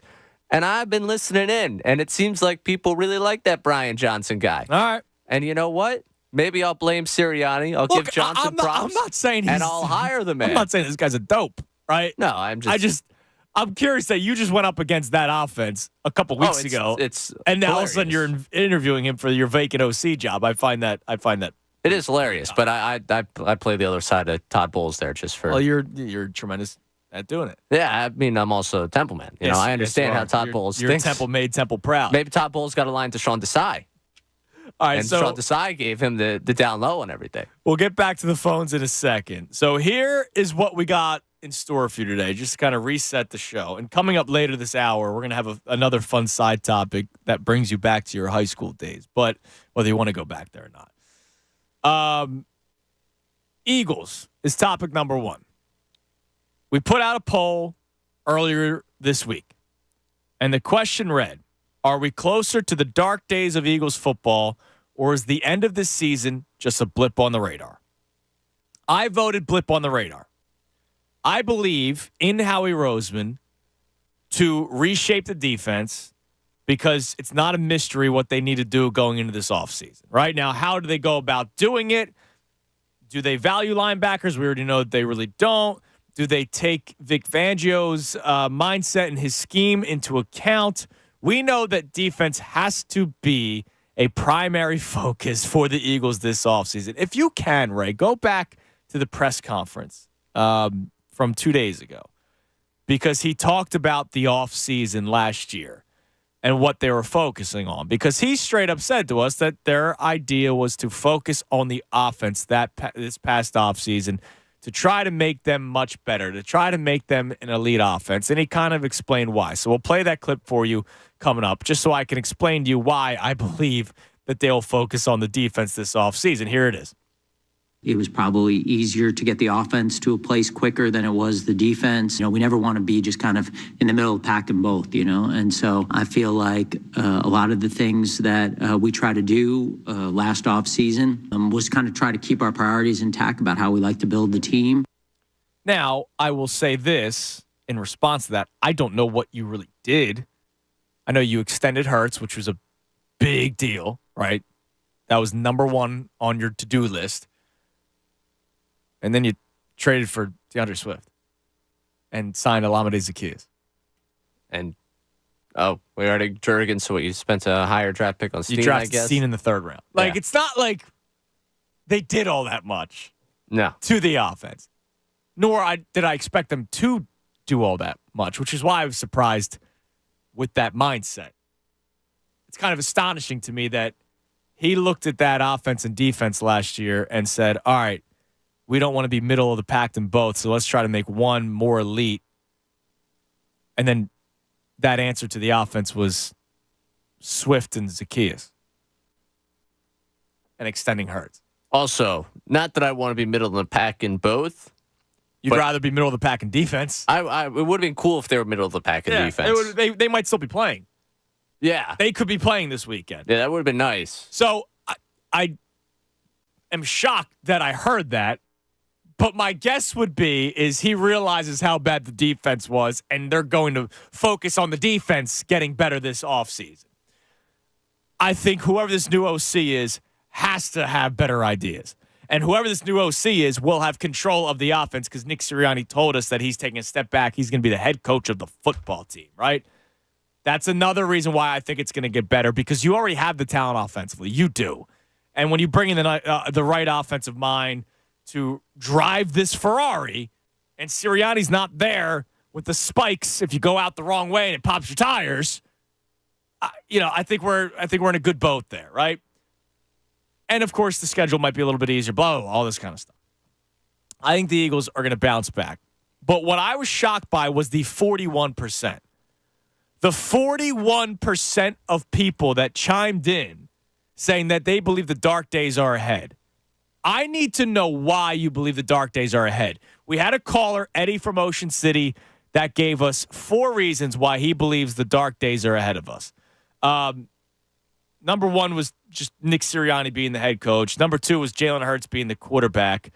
I'm trying to remember what the other 2 reasons were. I got all 4 written down. Oh, you have them written down? Thank you. Oh, that's a great producer, bro. Yeah, Vic Fangio already outdated. Yes, which, look, that could be a concern. I pointed it out. Every Fangio defense was bottom half of the defense of the league this year.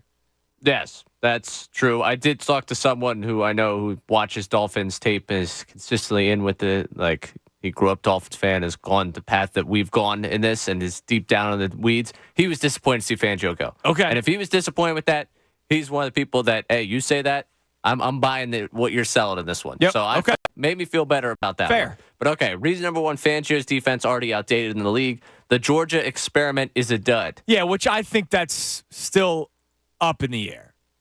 Like Jalen Carter, we know he might win Defensive Rookie of the Year. So He should. That's a pretty good start. Jordan Davis has a very important offseason ahead of him. Yeah. Very important offseason. He looked leaner last offseason than the one prior. You got to continue to work. He's an NFL player. I imagine they put him on some sort of regimen. Nolan Smith, we'll see once he starts playing more. It was strange to me. One of the things I took away from Nolan Smith this year, other than he can't drop back in pass coverage, other than that. Which he was compared to Hassan Reddick. Yeah. You know what? I'm not going to do it again. I've done that enough. So, tell me if you noticed this too. He would come off the edge in his limited chances and seem to have a clean shot at the quarterback or the running back. And it looked like perfect form. It looked like he was going in full head of steam. And then he just, the impact didn't, what led to the impact looked great. And then the impact itself wasn't all that hard. To the point where a couple of times he got banged up from it. There was a play, I forget what game it was. He did sack the quarterback, but I thought the quarterback, you know how when you get hard around the hip, your body looks like a banana?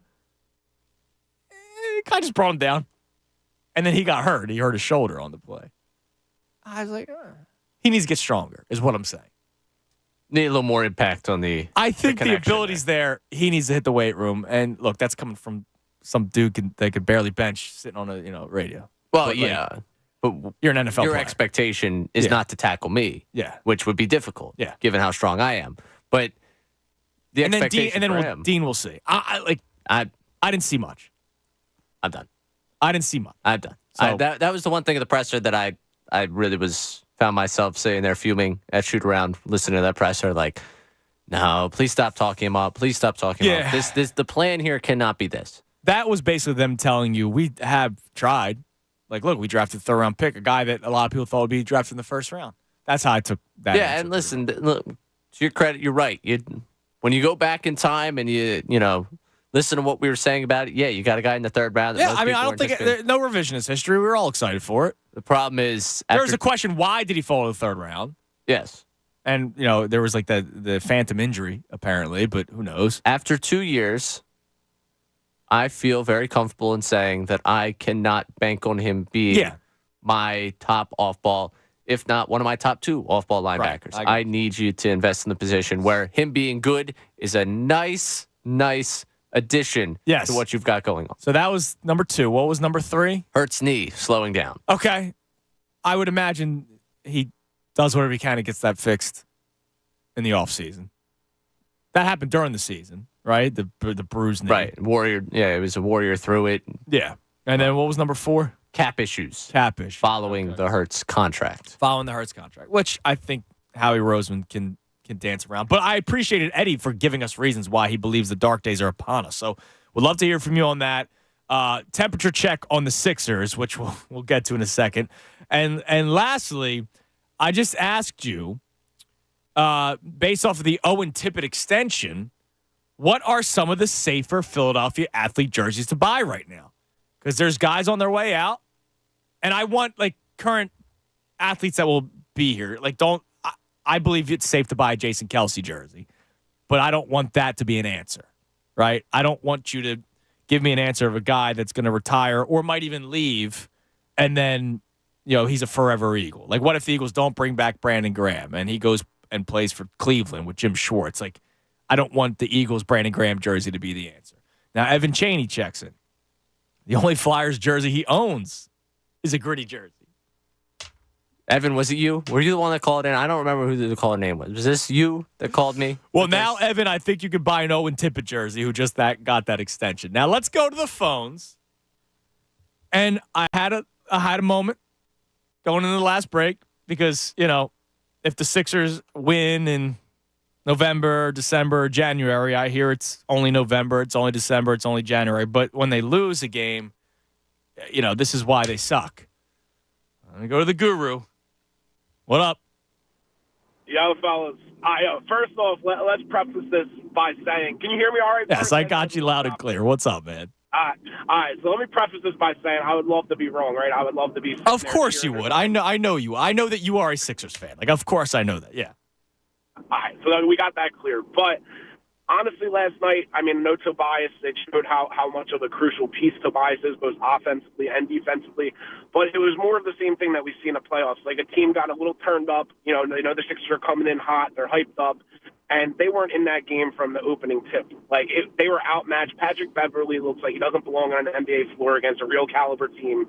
And it's just the same concerns that I've had over and over again. And but here's the deal. Patrick Beverley was in your starting lineup last night. Like, that's not going to be the case when a guy like DeAnthony Mellon comes back, or when when Tobias Harris is in the starting lineup, or when they make a trade come deadline time. Like, Beverley at some point, Guru, he might not even play much in the playoffs. Like, his minutes are going to drop dramatically.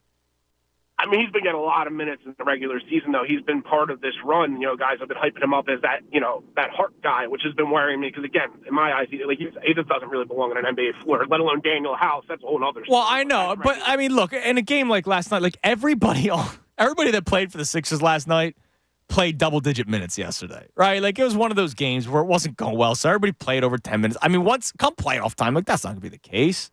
You'll have an 8-9-man rotation. It just worries me because I'm seeing the same holes that we've had all these other seasons with lesser talent, and it just seems like it's going to be more of the same, and that's just why I keep getting so angry at Morey, because it's like, how many times do you need to try and fit? Well, let me ask you about the lesser talent. They don't have as much star-studded talent, but this team is deeper than it normally has been over the last couple of years. Dude, again, George Niang was your best option off the bench the last 2 years. That's terrible. I mean, do we have a shooter coming off the bench that's as good as Jordan? Well, I would imagine that's something that they do come deadline time. Like, I've been talking about Bogdanovich for a couple months now. I mean, that would be a great move. I don't know if Morey, like I said last time, he just doesn't show the ability to make these moves. I know, he's been gassed up as this great GM, but as a Sixers GM, he's really let us down, and that's really what worries me. And that's kind of honestly how he's starting to worry me, hopping over subjects. Like, that press conference was a joke. Like, it looked like a clown show. What did you hate so much of it? What did you hate so much of it? Yeah. Honestly, it was the way that Sirianni just seemed lost with what his actual role was. He seemed kind of surprised that he was still there. Yeah, honestly, I took that too. I mean, he basically got fired, right? I appreciate the call, Guru. Like, it looks like he got fired, but didn't get fired. Like, he's still here, and they're going to give it another shot. And I do wonder how much of it is man, we can't fire another coach. Like Howie Roseman did bring up, if you can play this clip too, the justification of keeping Sirianni. I think it's like cut 6, something like that, if I remember from yesterday. Here's Howie Roseman talking about the justification of keeping Sirianni. The important thing for us to look at is before the stretch, which was a difficult stretch, not diminishing the 1-6 stretch at the end. We're 26-5 over the last 31 games. I mean, that's 4 times the amount of games that we played over this stretch. That is hard to do in the National Football League. That is hard to find a head coach in this league who has that record of success. I think we were 33-11 up until that point with Nick. We made the playoffs 3 straight years again. Not okay finishing 1-6, so I'm not sitting up here saying that, but it is hard to find somebody who can do those sort of things. I know he kept on bringing up the 1-6 thing, but Howie, the 1-6 did happen. Those great records that you gave us, those happened. But so did 1-6. And why did 1-6 happen? What fell under your watch that led to the 1-6? What fell under Nick Sirianni's watch? A lot of it, by the way, that made you go 1-6. And what makes you truly believe, as with Nick Sirianni as the head coach, what makes you truly believe that he can get back to those records prior to the 1-6? I once more will say this a million times. I'm a credit where credit is due guy. I will never take away past success, right? Like, Nick Sirianni coached a team to a Super Bowl. That is a fact. That happened. One of my biggest beefs with people over the last week and a half has been, I always knew Sirianni was a bum head coach. You weren't saying it last year. You weren't saying it last year. I know that for a fact you weren't saying it last year because I don't remember a single caller or tweeter complaining about Sirianni at all last season other than his antics on the sideline. Some people were bothered by. Okay, that's your own personal preference. That's fine. But here's the deal. There were a lot of people that wondered, all right, remember when Sirianni wasn't a top 3 finalist for Coach of the Year? There was could anybody have coached this job? Could anybody have played quarterback with this team?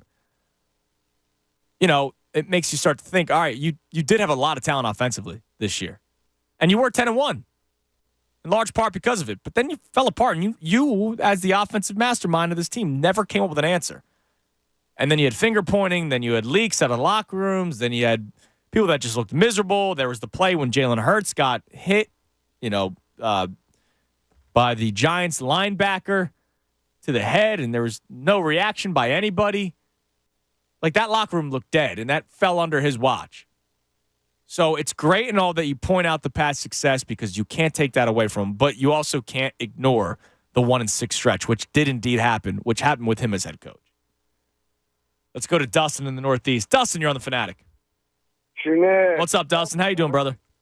Good. How you been? Good, man. I'm good. Yeah. Friday. Great show, dude. Thank you. Great show. Listen, your boy Eddie, that's who it was, right? Yes, Eddie in Ocean City. Yeah. Yeah, he's wrong, dude. It's not the demise.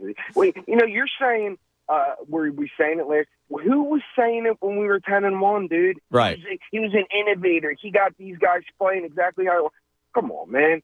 I don't know what happened, to be completely honest with you. Like, a lot of people don't. Howie doesn't know.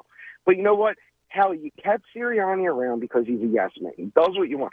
This is where I think one of the main problems is, dude, and maybe I'm looking into it a little too much, but we don't talk about it that much. No one refers to him as Coach Sirianni. It's always Nick.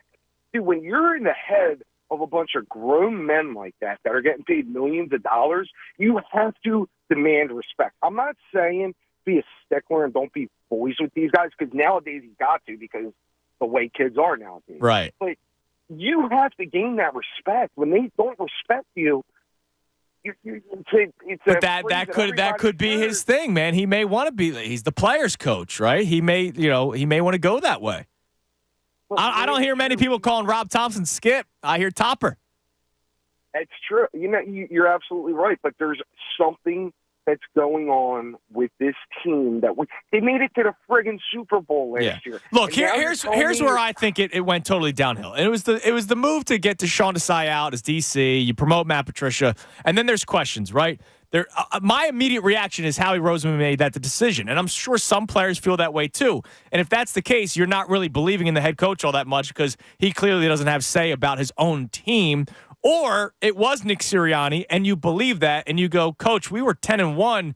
Sean's doing actually pretty good with what we got here. And now you're going to change the defensive coordinator midseason. And as you heard, many players speak out during the season. It was a hard transition to make. And so you start questioning them now.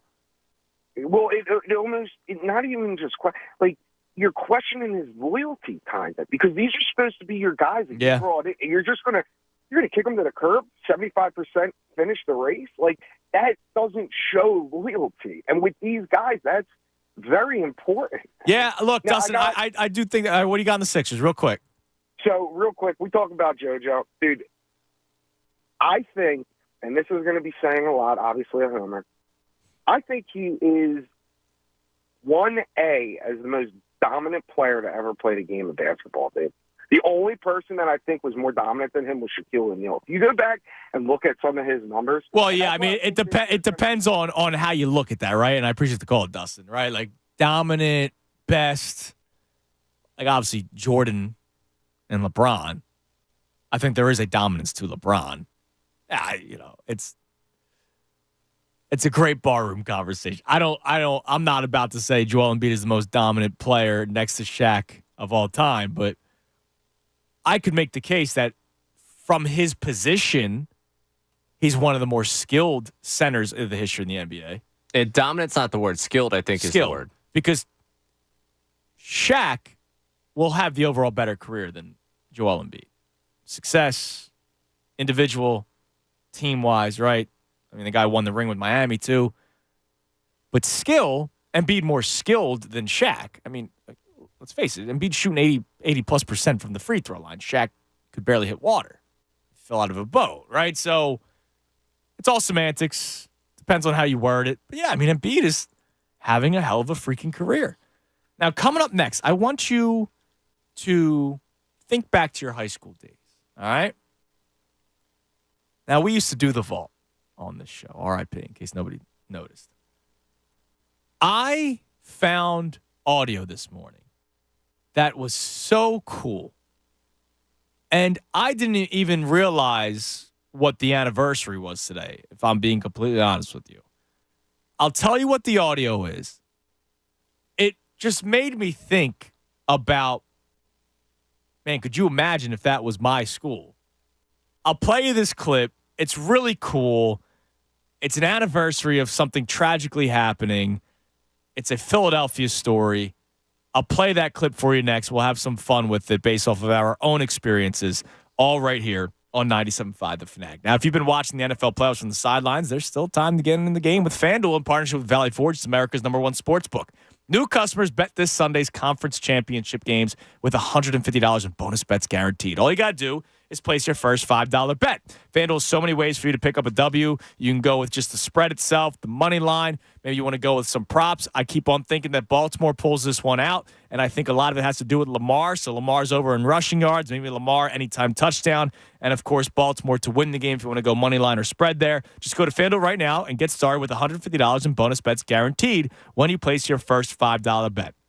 All you got to do is visit FanDuel.com/Fanatic to join today. That's FanDuel.com/Fanatic and make every moment more with FanDuel, an official sportsbook partner of the NFL. You got to be 21 plus and present in PA. First online real money wager only. $10 first deposit required. Bonus issued as knowledgeable bonus bets that expires 7 days after receipt. Restrictions apply. See terms at sportsbook.fanduel.com. Gambling problem? Call 1-800-GAMBLER. Fanatic Sports Update. Embiid's an all-star. I'm Ray Dunn. This update is brought to you by Indeed.com. You don't need a job site. You need a hiring platform. Indeed lets you schedule and conduct virtual interviews all from one place. Start at Indeed.com/credit. Joel Embiid was named to his 7th all-star game last night as one of the Eastern Conference starters. He'll start alongside Giannis Antetokounmpo, Jason Tatum, Tyrese Halliburton, and Damian Lillard. As for Embiid's team, well, last night they had a clunker of a game in Indiana. The Sixers fall 134-122 to the Pacers despite Embiid's 31 points. Pascal Siakam finished with a triple-double for the Pacers in the team's first win since he started playing for them. The loss snapped a 6-game winning streak for the 76ers. Next up is a date with the Denver Nuggets on Saturday night. Jokic versus Embiid. Catch the live call at 5:30 right here on 97.5 The Fanatic. The Eagles brought on a coordinator and still seek another. ESPN's Adam Schefter reported yesterday that the Eagles hired defensive coordinator Vic Fangio. On the offensive side of the football, it has been reported that the Eagles have interviewed former Chargers offensive coordinator Kellen Moore and Texans quarterbacks coach Rod Johnson for the offensive coordinator opening. As for the Flyers, let's ignore the 3-0 shutout loss to the Detroit Red Wings, and instead, let's celebrate the extension of Owen Tippett as he gets an 8-year, $49.6 million contract from the Flyers as they extend his deal. Flyers will try and stop their 4-game losing skid against the Bruins tomorrow at 12:30. Catch the live call right here on 97.5. Keep it locked here for all the latest news and information. I'm Ray Dunn, the home for the Sixers and Flyers, 97.5 The Fanatic. Joel Embiid of the Sixers with a historic performance. Embiid with the ball after a steal. Joel drives it down the lane. Left-hand layup. It's up and good. 70 points for Embiid. 70 points, 18 rebounds. He is the best, and he is Philadelphia. The crowd on its feet. They know they're watching history. And Joel Embiid leads tonight's game as he motions to the crowd. 97.5, The Fanatic. Hi, Leif Erickson for SnowCountry.com, brought to you by Lowe's. Find the top products and quantities you need when you need them. Lowe's knows pros. Through the heart of January, we've had great runs of ski days, and most of our trails, terrain parks, and snow tubing are in fine shape thanks to all the snowmaking and fresh snowstorms throughout this month. We dry out today, and Saturday is looking like a fine day to be on the slopes. Expect softer surfaces with milder temperatures. Bear Creek skiing all 23 runs with fine coverage side to side. Shawnee Mountain with 18 runs for all abilities. Camelback with a quick 6-pack ride up to 28 trails and plenty of tubing. Elk Mountain featuring 22 trails, some good classic diamond runs for expert skiers available there. Bel Air with nearly 20 miles of skiing and riding. Gore Mountain over 90 runs. More at snowcountry.com. This report brought to you by McLaughlin Plumbing, Heating, and Cooling, your local HVAC experts. For service installation or emergency service, visit McLaughlinPHC.com. Visit Barlow Chevrolet in Delran and start the new year off with a new car. Get special deals on Silverado and low lease deals on the Equinox. Plus, huge savings on all 2023 leftovers. The friendly and experienced staff at Barlow is always there to make the buying process simple and convenient with honest prices and dedicated service. They're committed to their customers and ready to move forward in 2024. Stop by the dealership in Delran or online at barlowautogroup.com. Together, let's drive. At Lowe's, save big every day when you buy in bulk. Save 10% when you buy 68 or more panels of select OSB sheathing. Plus, save an extra 5% every day on eligible purchases when you use your Lowe's business credit card. Because Lowe's knows savings. Lowe's knows pros. 5% offer subject to credit approval. Exclusions and terms apply. See store at Lowe's.com/credit for details. U.S. only. Selection varies by location. While supplies last. Discount taken at time of purchase. See sales associate for details. When my daughter gets a cold, I have a secret weapon. DayQuil Kids Berry from Vicks. DayQuil Kids is specially formulated to treat kids' most bothersome cold and cough symptoms quickly. And the best part is that DayQuil Kids Berry tastes really great.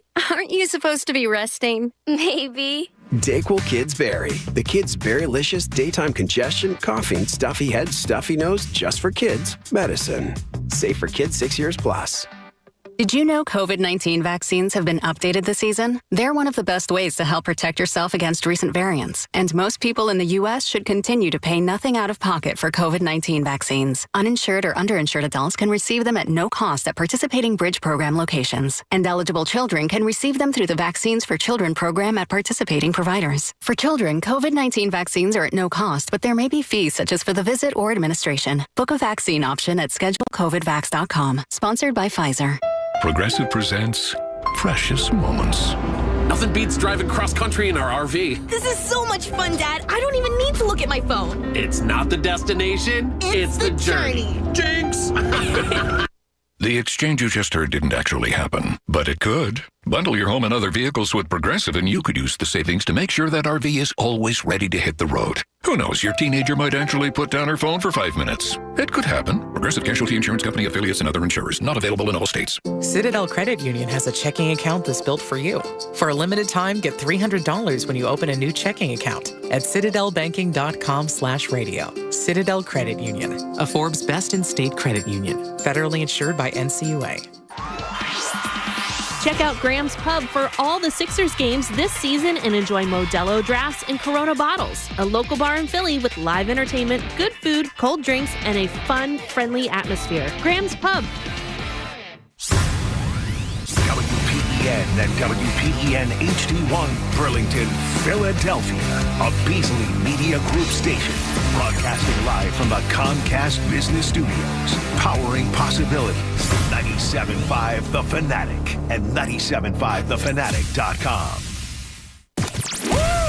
Andrew Salchunas, 97.5 The Fanatic and 97.5thefanatic.com.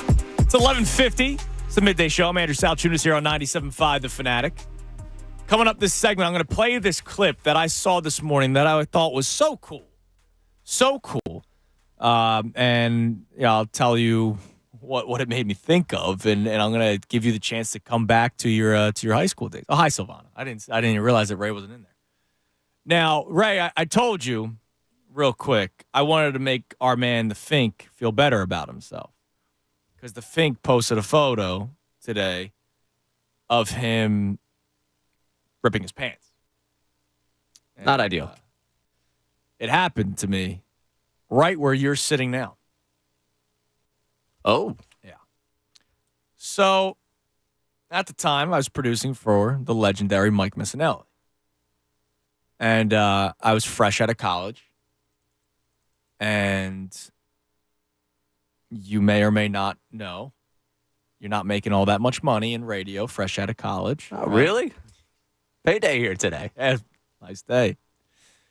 We live to see another week. So there were food drops from a local deli that came in twice a week, Mondays and Fridays. And it was hoagies. And it wasn't a party tray. It was like full hoagies every Monday and Friday during football season, which is when I worked with Mike for about 6 months before Tyrone came. And, when you're on a budget, you find ways to get through. And so, hoagies is food. Hoagies is dinner.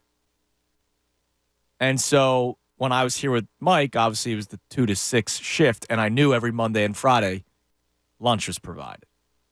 So every Monday and Friday, I would eat a full hoagie during a commercial break. And then I would always pocket one to bring home, which would sometimes be dinner that night or dinner the next night, because maybe I don't want to have 2 hoagies every Monday and Friday, but maybe I would have the Friday hoagie, which then the Saturday hungover hoagie was a big deal. I was going to say, knowing you, maybe late night snack hoagie. So, I'm eating 4 hoagies a week. You start to balloon up a little bit, right?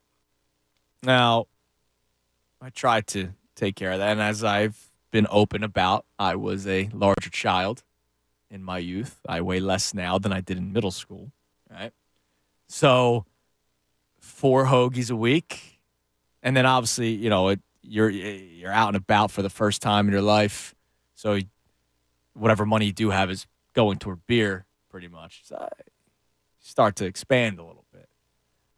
And there was a day sitting in that studio. I think I dropped a pen or something. And I went down and picked it up.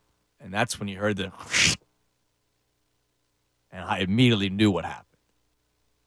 Now, fortunately, in my car, I had like a pair of dress pants. I don't know why. I don't remember why. But I knew they were in there. It was one of those like, I'll get these out of here at some point, right? They were just in there for a Couple while. blankets in my car like that. So our old buddy Tyler Zulli was floating that day, and I was like, Tyler, dude, do me a favor, go to the car for me. He ran to the car for me, grabbed me the dress pants, brought them back up, and then Natalie was doing updates. I was like, do you mind stepping out? Because I'm not about to walk to the bathroom, right? A giant hole in my pants. Yeah. And so I changed from the ripped khakis into the dress pants, and I looked very strange because I think I was probably wearing like a polo. So now I'm wearing a polo with like dress pants, which is an odd look. Like State Farm. Yeah. So to the Fink, it's happened to all of us, even the best of us, the ripping of the pants. It's happened to some of us. Some of us. Yeah, some of us. Yeah. So that happened to me in that studio, right where you're sitting. It was a tough time for me. Yeah, it sounds like a tough time. That was the realization of what was happening to my body. That was the moment where you're like, you know what? Time to cut down. Maybe, yeah. Maybe instead of 4 hoagies a week. No. I think I haven't looked back since. Like it's just been. That was like the moment you were like, I got. Okay, hey, good for you. Yeah, good for you. I don't know if it's good for me. It leading to my pants ripping. Well, everybody, if the worst that happens to you is your pants rip, and that's when you're like, you know what? I think I need to get healthy. Dude, the sheer embarrassment, man. Now the Fink has just checked in. He said, could hoagies be the common denominator here? Now he would know. It's a good point. Working with the Finks. So maybe that's what it is. All right. Let's go to the phones, and then I want to tell you about this. I'll play this audio for you. We'll have some fun with it. But let's go to my man, Tasty Cake Dom. What's up, Dommy? Hey, Andrew. Hey, Ray. How you doing, man? Good. I wanted to throw something at you, Andrew. Yeah, what we got? So that I was just going to listen to the show today, but that last guy that called about the Sixers, Dustin or Guru. I have to tell you that just because I would never have too much information about, but just was the way it fell on the Sixers nights off. I saw those Pacers take Boston apart this year. I've seen them beat Milwaukee. In the playoffs, I don't want no parts of those Pacers. Yeah, I think what the different kind of team. I think what the Guru was bringing up was they not only lost to the Pacers yesterday, they lost without Tyrese. Halliburton wasn't playing yesterday, but they made the trade for Siakam, right? It's like Siakam's a good ball player. Well, and also, Andrew, if you're stuck in the mud or have to, like Sixers had to travel, that's a 48 against the Pacers. That's a 48-minute track meet. Yeah. I mean, the tempo they set is unbelievable. And come on, we've seen this before. Not only is it a letdown game after Embiid drops 70, it's also the look-ahead piece because you got the Nuggets tomorrow. Now, if you lose to the Nuggets tomorrow and it's a game in where you feel bad the entire time, you're not feeling great about the Sixers, all right, we'll have a conversation. Like tomorrow's a game where you sit down, you lock in, you see what the Sixers team is made of. I don't use that last night as that parameter. No. And the other thing, historically, recently, right, you would say the last few years, the Western Conference was deeper than the Eastern Conference, right? Yep, back in the day, yeah. Now, I got to tell you, Andrew, of course, everybody knows about the Sixers, Milwaukee, and Celtics. Boston. Yeah. But the Knicks ran Denver off the court last night. The Knicks are pretty good. Yeah. Yeah, I mean, the Western Conference, it's funny, Dommy, and I appreciate the call, man. Think about where we were half a decade ago to where we are now. So your Western Conference standings, it's Minnesota Timberwolves, number one, a team that's been damn near a joke of a franchise since KG left, right? The Oklahoma City Thunder, which once they lost Durant and James Harden, all they really had was, can Russell Westbrook finish averaging a triple-double this season, right? The Nuggets, the defending champions, The Clippers are the 4 seed. The Suns are the 5 seed. The Pelicans 6 seed. The Kings the 7 seed. And the Mavericks the 8th seed. The Lakers are a play-in team right now, as are the Warriors as the 12th seed. Oh, no, they wouldn't even be the play-in. No, they would not be. No, man, they're not even in the play-in. Yeah, I mean, it's crazy how much that conference has changed. And the Spurs are dead last. Now, they have been for a couple of years, but the Spurs are dead last, and we know where the Spurs were for a long period of time under Popovich. Like, it's changed a lot in the Western Conference, where the Eastern Conference, it's the same three-headed monster of Boston, Milwaukee, and Philly.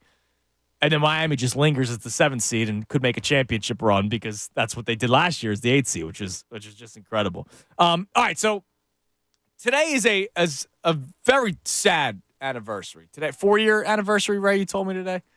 Today's the 4-year anniversary of the tragic passing of Kobe Bryant. It's one of those days where you remember where you were. Like, I was at Castle Rocks in Manayunk.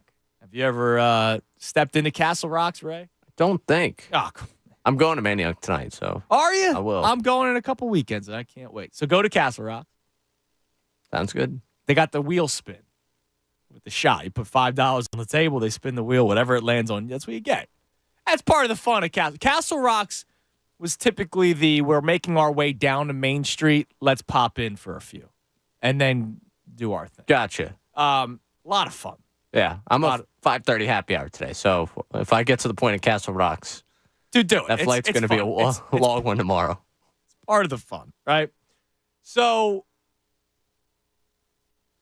I was there with my buddy Jack, and he got the alert on his phone of Kobe passing. And it was a TMZ thing, and I was like, nah, this got to be one of those things where it's wrong. Like, they incorrect. And sure enough, as time went by, it became true that Kobe Bryant and his daughter tragically passed away, as well as other members on that helicopter crash. And I was shocked. I was beat up by it, man, because I'm out. It was I'm guessing a Sunday. It was a Saturday or Sunday? Sunday. It was a Sunday. Me and my buddy, it was an afternoon where, you want to grab some afternoon beers, right? And it happened. It's the only time in my life, Ray, that I asked a bartender to put on the news. Right? Like, that's immediately what I did. I said, can you put on the news, like flip through CNN, Fox, whatever station may be carrying it or have some information, can you please put it on? And everyone in that bar was dead silent, just staring, listening to the news and waiting for, hopefully, this is not true, it's not Kobe, and obviously it would be tragic, whoever passed away in a helicopter crash. But yeah, I mean, I remember that happening. It was terrible. Now, I did not know that today was the anniversary until you told me about it. And I saw a clip this morning on social media that I thought was so cool that I wanted to have some fun with. So this is in Philadelphia. This is Lower Merion High School. So there's an account that I think I follow, or it's a part of the For You thing. I'm not 100% sure. But it's like, hold on, I didn't even. They know you're a Voltsman. Yeah, of course they do. Yeah, the algorithm knows. I sent it to you. Hold on. I think it's history and videos. Historic Vids, yeah. History and memes. History and memes. But Historic Vids is the Twitter account. They post all kinds. Sometimes it's commercials from back in the day. It's all kinds of stuff. And so they posted a video of, this was when Kobe was with the Lakers, but then it turned into a news report when he was a senior in high school, and it was his prom night. And take a listen. This is Lower Merion High School's prom night, Kobe's senior year. And there was actually some backlash because of all the fame, not the fame of Kobe, but what was surrounding Kobe at the time, because everyone knew what was coming. He was going to get drafted out of high school. Take a listen. We've heard reports that you guys are dating, or you're We went to the prom together. Did you hear that? Prom date. You heard that? Yeah, he'll always be my date. As far as some Lower Merion prom dates were concerned, they say they can do without NBA's future star at their prom. It's not Kobe's prom, it's Lower Merion. Kobe. It's all of our prom, including Kobe. We're not the class of Kobe. We're the class of 1996. Well, there was plenty of time for a Kobe-less prom. 3 hours after it started, Kobe Bryant and his date, pop star Brandy Norwood, finally arrived in a white limo. Their security people did their best to keep microphones out of their face. We tried anyway. I asked Brandy what she thinks of her very first date. I think it's very cute. Yeah? Yes. Kobe, what are you excited about this? I'm very excited. I mean, think about that for a second. So you got Brandy, who's a pop star, right? Up and coming. And you got Kobe Bryant, who's about to get drafted by a team in the NBA. And you forget that they also had high school, right? Like I saw another video last week, and this is why I didn't realize it was the anniversary of his passing. I saw a video last week of Kobe, somebody like in the media department at their high school, videotaping him on his way to a class where he had to make a presentation, in which on the video he admits he did zero preparation for it. Right? Come on, man. It's Kobe Bryant. It's like Ben Simmons. Ben Simmons wasn't going to class at LSU. Remember, we knew what we heard all about. Oh, he's not a good student. What? Like, what'd you expect? Right? He's got to do the requirement of 1 year in college before he goes to the NBA. And so, anyways, back to this video. Like, I want you to think back to your high school days. If you had somebody famous at your high school that you now know is famous, or if there was somebody nearby. Like, I've told the story before. I was able to play against Mike Trout, which is like, I know everybody says that they did it, and everybody played football against Joe Flacco and all that kind of stuff. Like, that's my wow story, right? But was there ever the famous person from your hometown that you just interacted with on like a human level, right? Like, it doesn't have to be like, oh yeah, he signed my whatever. Like, no, like it was basically a rec league baseball game that I played Mike Trout in, right? Like, it's not like it was at some championship tournament. Like, it was just a normal afternoon game on the weekend during the summer. Did you have any run-in with like a famous person from your hometown or around your hometown or whatever? Because obviously I'm Mullica Hill and Trout was Millville, so a little bit different. So I got two, but they're both like secondary connections. Okay. I'm not right there with the person. First one is the current Bachelor.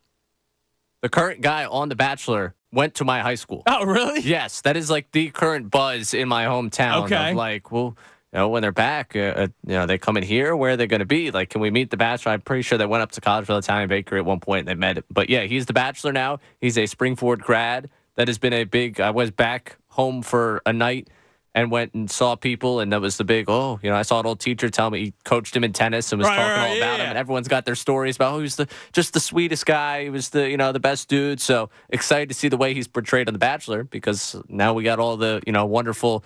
Oh, he's a great hometown kid. So I'm excited about that. But yeah, the current Bachelor. Are you excited about that? I am. Okay.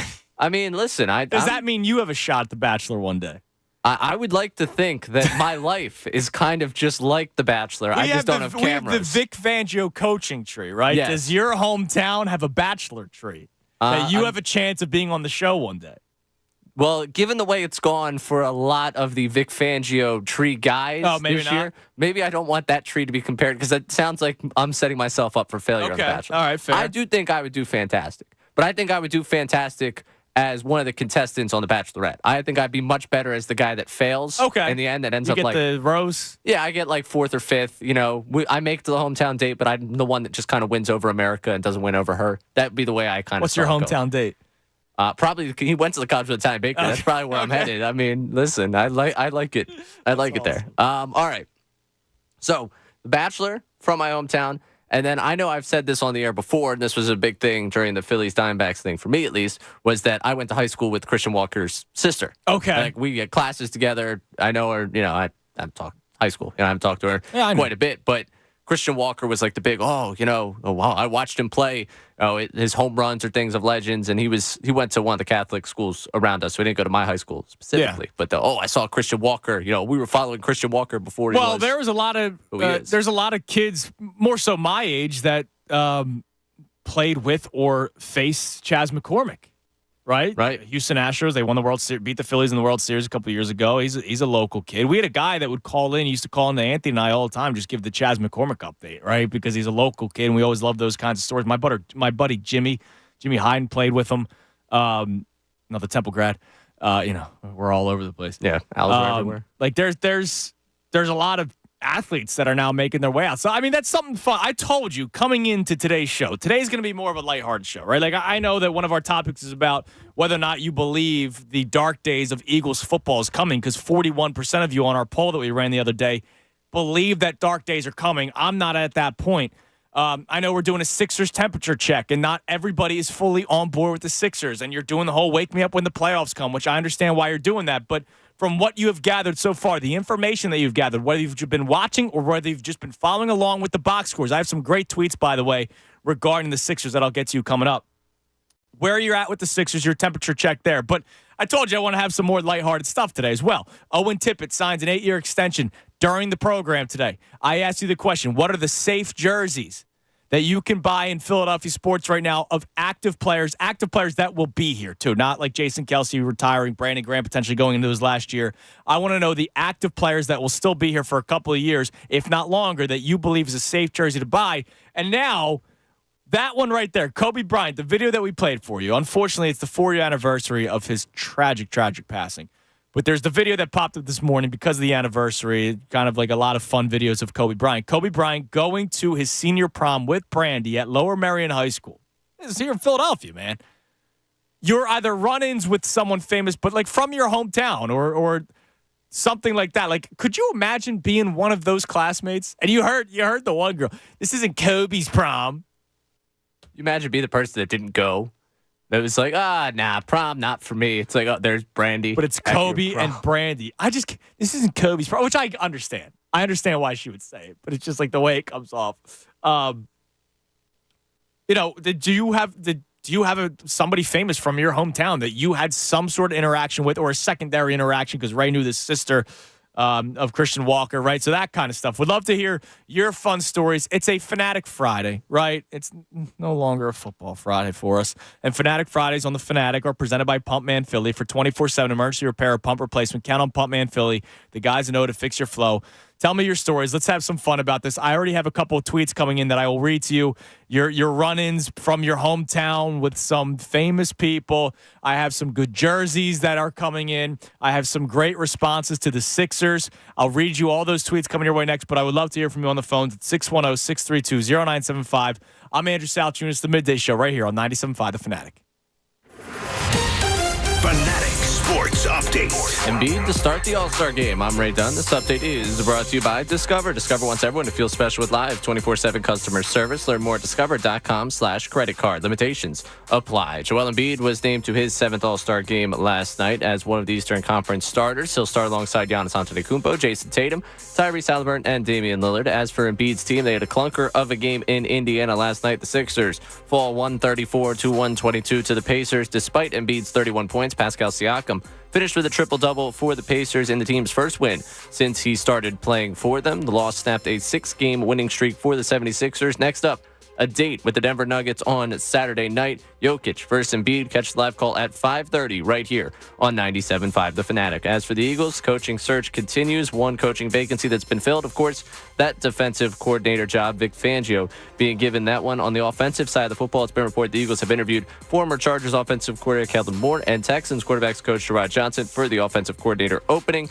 As for the Flyers, let's not focus so much on the 3-0 shutout against the Red Wings last night. Let's talk about that Owen Tippett extension.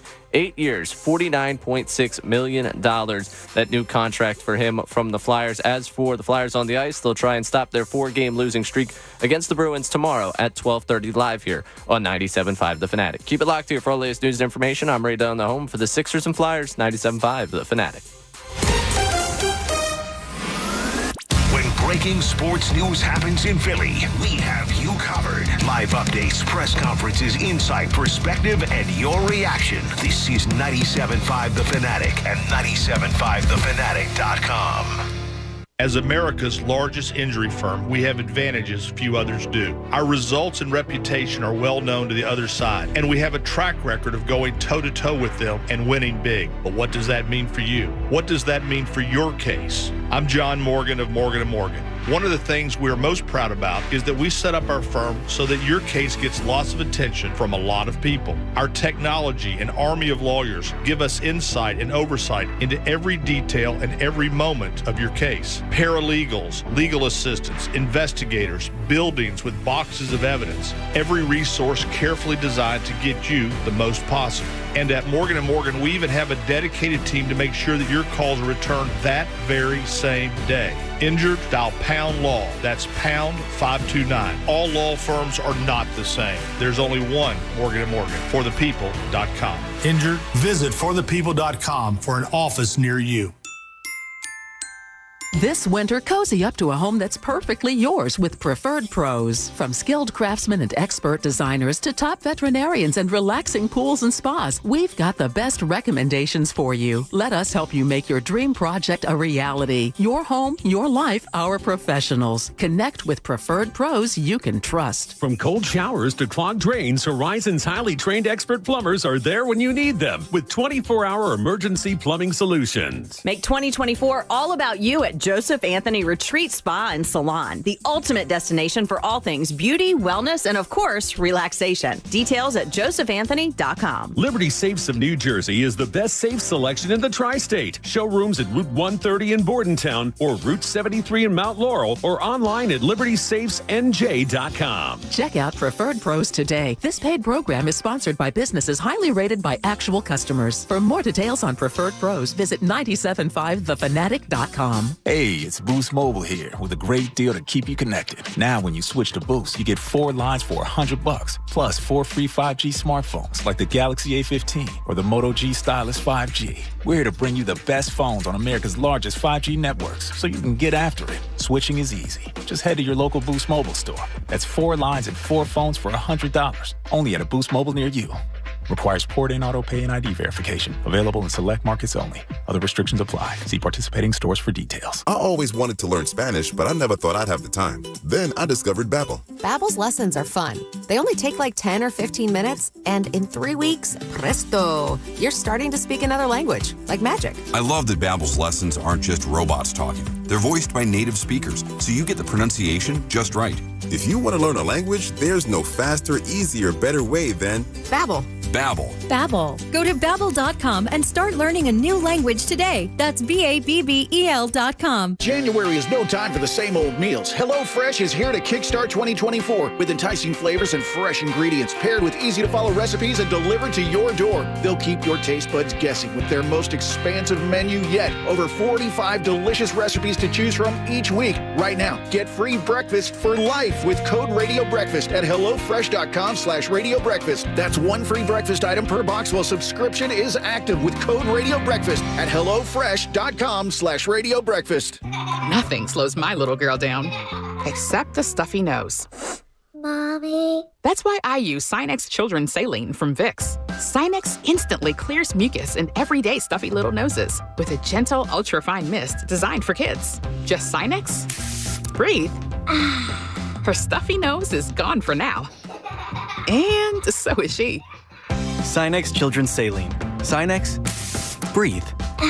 Use as directed, keep out of reach of children. I'm David Keller from David Auto, and what a great time to be a Philly sports fan. Man, I love Philly sports, and I love being your car dealer. Getting my clients the cars they want at the right price is a passion of mine. Cars for every facet of your life, and some of the hottest cars on the planet. So if you're listening, I can be your dealer. For years, you've told me how to be your dealer. I'm just the guy that listens. Enjoy your family, your friends, and our Philly sports. And when you need me and my amazing team, we'll be there for you. Because after all, I have always been your car dealer. You just didn't know it. Sports bettors make money with VegasMistake.com. The wrong team is favored, and you need to bet on our top play from VegasMistake.com. Discover where the odds makers have screwed up, and you can profit. They cost less than $4 a day for a whole month of betting picks at VegasMistake.com. Get the pick where the wrong team is favored. Don't miss out on this unique sports betting opportunity. Sign up online at VegasMistake.com, the more intelligent way to bet, where we outmaneuver the odds makers at their own game. Hurry, the odds are shifting. Sign up now for less than $4 a day at VegasMistake.com. your way home this afternoon. The best show ever starting at 2. Now more with Andrew Salchunas on 97.5 The Fanatic and 97.5thefanatic.com. It's 12:18, 97.5 The Fanatic. 12 o'clock hour brought to us by Service First Heating and Air Conditioning. Get 0% financing for 72 months and a $500 rebate when you purchase a complete heating and cooling system from Service First. Learn more at ServiceFirstHVAC.com on this Friday. Now, Ray Dunn's got a big weekend in store for him. I'll be living vicariously through you. Ray will be traveling to New Orleans for work. Business trip, as he does play-by-play for Temple women's basketball. But specifically for business, you'll be traveling to. That's right. Yeah, I'm arriving there tomorrow sometime. I think it's 1:15 Central. And when's the game, right? It will be Sunday at 2 o'clock. Wait. So you're landing in New Orleans Saturday afternoon. The team's got to get there for practice, you know? I've traveled separately with them so many times because of my desire to be here and work with you. Do you practice play-by-play during practice? No, I take notes, obviously. You need anecdotes. You need things to really work into the broadcast, so you things are to talk actually, about you with the are coaches. actually at practice. Yes. Okay. Oh, yeah, I do go shoot How around. long is practice? Well, I think we're probably going to roll through hour and a half, 2 hours, if I have to guess. Day before. I haven't been to a lot of the day before practices because, quite literally, you're turning off the jokes here because I'm here. So I have not been to a day before practice. So what you're saying is you might be off the clock on your business trip around 6 o'clock, 7 o'clock? Yeah, probably something like that, if I had to guess. I mean, there's not a ton to do in New Orleans, so I don't know if I'm going to be able to find anything. So what are you going to do? You're going to go back to your hotel room and do some film study? Probably, if I had to guess. Yeah, I definitely didn't start looking over the Tulane stuff as soon as the SMU game was over to get ahead because I wanted that Saturday night to do something. To do what? Focus on the Temple women's highlights. I'm there for every game. I do. Oh, I do take a look. So what you're saying is you might have plans in New Orleans. There is a chance that I could potentially find out if there's anything to do down in New Orleans Saturday night. Hey, good luck. It's gonna be hard to find something. Yeah, I don't know. On a Saturday in January. New Orleans, yeah. I can say this because I've been blamed for that. We were there Tuesday night into a Wednesday night game last year. Okay. I did happen to find that there are some things to do in New Orleans. So I am looking forward to the return trip. I'm proud of you. Thank you. So you enjoy yourself. Oh, now, a couple other things, just some updates. So the topics today are the Eagles nearing the dark days, or was the end of this season a blip on the radar? I believe it's a blip on the radar, but 41% of you on the poll said it was that the dark days are coming. 41%, it's almost half. I want to know from you who are a part of the dark days that are coming. Why do you believe that to be the case? We had a caller earlier today that gave 4 reasons. He says Jalen Hurts' knee is one of them. The cap space or lack of cap space when Jalen Hurts, when that stuff really takes into account and how that might hurt the Eagles down the road. He talked about the Georgia players might not actually being all as great as we thought they would be. And his first one was Vic Fangio, how offenses have caught up to that scheme, and so we shouldn't be all that excited for Fangio, which, I'm excited to see Fangio. I think Ray put it best. In the second segment of the show today, Ray put it best about this Vic Fangio thing. It's either going to work because you have the guy whose scheme it is, or it's not going to work, and then you go, wow, we can finally change our identity on defense of this bend but don't break style. So I think that's the best way of looking at it. So if you're a part of that 41% and you believe the dark days are coming, please let me know why. What is your reasoning why you believe the dark days are coming for the Eagles? Sixers, I want to do a temperature check. And I got a great tweet that I want to read to you. And I read him earlier this week from my man Sinclair, because Sinclair is a guy that going into this season was like, wake me up come championship if they even make it that far. Don't even wake me up out of my slumber if they don't make it that far, pretty much, right?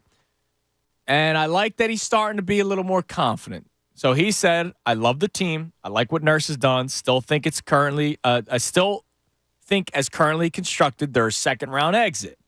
I honestly don't know what move gets them over the hump of Boston, Milwaukee, even with Doc and then Miami. KD for Tobias moves the needle, but a smaller move does nothing really in the end, though. It comes down to Embiid's health. He always hurt when April rolls around. If he's healthy, he could beat anybody, but I could also see them implode again because you might be missing a piece. But they're a very good team. They just got to finish the job. So that's an interesting outlook, right? Like, he loves this team. He loves the direction of the team, but he still thinks they're a second-round elimination. I don't know if that's the case, but I do believe they need to add a piece. I do think a small piece, like a role player that can legitimately score for you. I'm not talking about, I'm guessing he meant Kevin Durant for KD, or am I missing something? Is there another KD out there?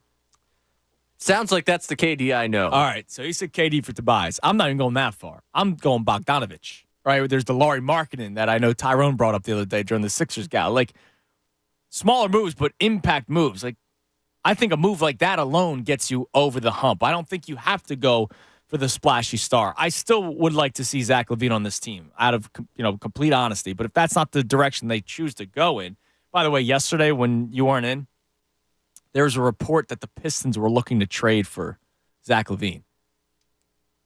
Nice. Why? Let's get weird. And he's under contract for two or three more years. Weirdest thing in the world.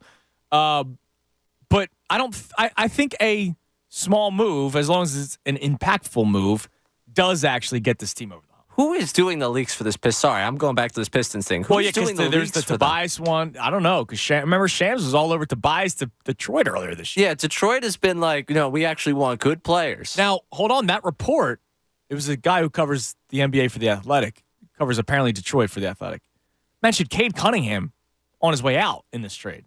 Oh. Wow. Why? Why would you do that? You're rebuilding. Whatever. They're the ones that are around him every day. Maybe there's something they know there. something. I don't know. But what a weird operations they're running over there.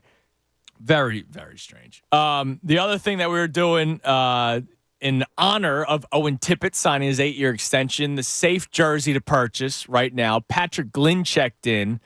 Phillies, he goes Aaron Nola.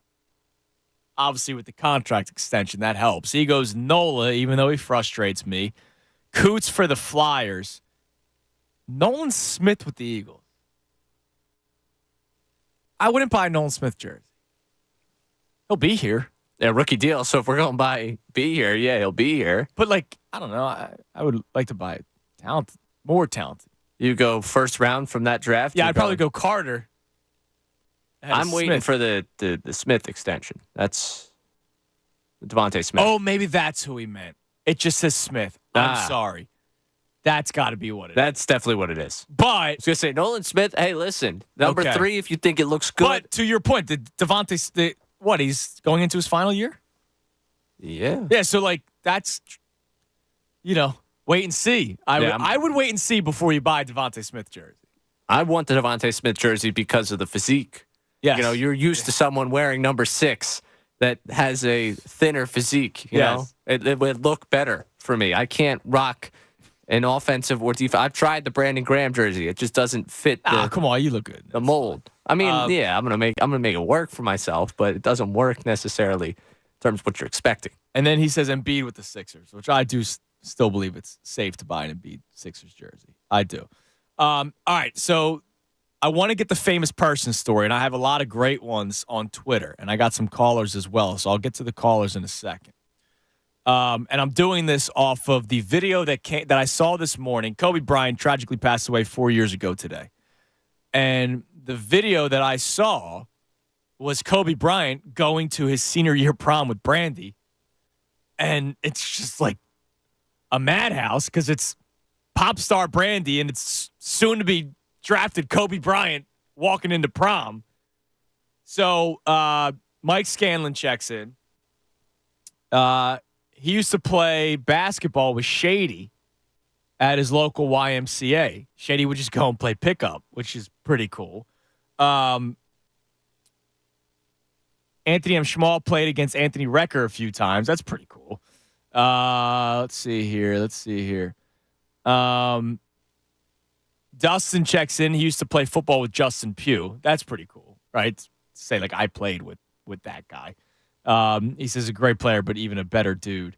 But yeah, so if you have some on the phone, that'd be great. Now, you got a text about one? Yeah, so Ari checks in with this one. He was at Northeast High School, played JV basketball in 10th grade, tried out for varsity in 11th, and here comes this little 5'3" ninth grader weighing like 100 pounds, crosses me over, makes him look silly, and that's when he decided he was going to focus on baseball. That ninth grader, Kyle Lowry. Oh, wow. He's like, yeah, I'm not. Yeah, there's a lot of Lowry stories. If I'm not mistaken, Pat Gallen yes, played with. because yeah, Ari also played with Pat Gallen on that team. So yeah, so I mean that's kind of cool.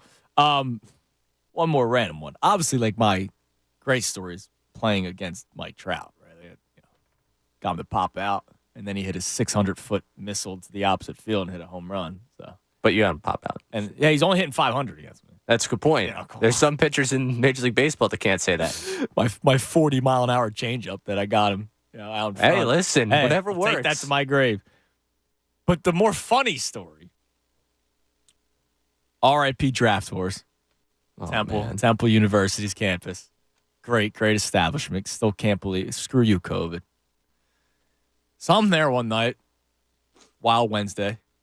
That's right. Name changed over the years. That was still a good time. No matter the name. Wild Wednesdays. If you don't know about the lore of Wild Wednesdays was $1 Bud Light can night. You could literally give the bartender $12, and they would give you the 12-pack. They would hand it to you over the bar. So I'm there. It's a Wild Wednesday. My buddy Joey, right? A couple other people. And in walks in a dude that's really tall. And you're like, who's that? It's got to be one of the Temple players, right? That makes sense. Temple basketball players. No, in walks in 6'7", Jakar Sampson. And I remember going, well, this is really weird. Why is an NBA player coming to a college bar? But then I remembered, oh, yeah, he's only 22 years old. So that kind of makes sense. So Jakar Sampson. I had a beer with Jakar Sampson at the Draft Horse on Temple's campus. It's a great story. I mean, I was going to all those games. Yeah. Like a loser.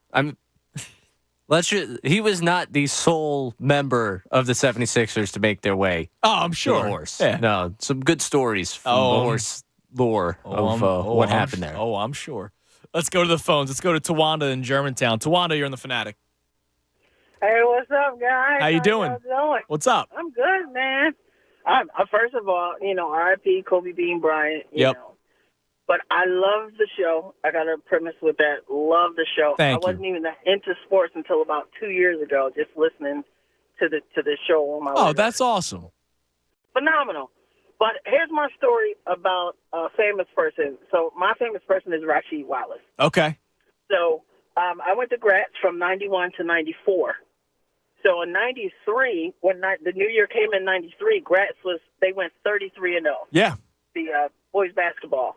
So we had a big celebration. So I decided to get Rasheed Wallace's autograph because I'm like, he just, they're trying to pick him up for North Carolina. I'm like, I'm going to get his autograph. My dumb self got his autograph on the back of my Della report. So if you're from Philly, if you get a Della report, it's when you acting up and all your teachers got a sign for every period. If you're a cutter, you look at school. So I had to turn in my report and come to find out, look where you at now. He done got a championship, and I'm like, dang, I don't have that joint. So that was my story about. Oh, that sucks. But still, you still have that story. That's still awesome that you have the story.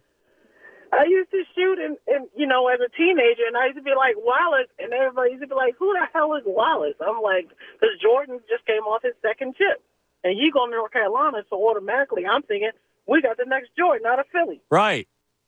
Didn't happen that way, but he still won the chip, and then went there 3 times, so I'm very proud of that guy. Yeah, that's awesome. That's a great story. Thank you for the call. I'm glad you found us, Tawanda. I appreciate it. Have a great weekend.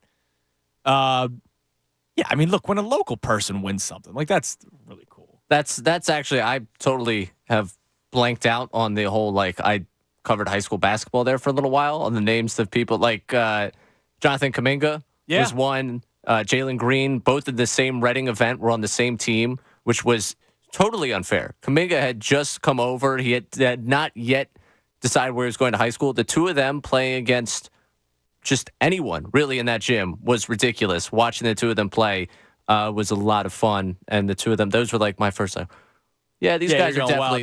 They're going to do something. Yeah, they're going to be, lottery picks. And this is pretty cool to get a chance to see them now. Also, Marvin Harrison Jr. was when he was playing hoops. I got a chance to talk to him about. He had gotten an offer from Syracuse, I think, for football at that point. The legacy. Oh, not to play basketball. Not to play basketball. Football. Yeah. So the football offer, and it was like a conversation at that point. Like, oh, what are you going to focus? Like that was go see what he's thinking about basketball. Is this just like a fun thing? And ended up being. Yeah, for the most part, it was just a fun thing. Yeah, but that was a pretty cool one to say that I was able to talk to now, especially every time he scores a touchdown on Saturday. I'm like, hey. That's pretty cool. He definitely remembers that conversation. Oh, obviously. That's what he thinks about before every game. That's what pumps him up.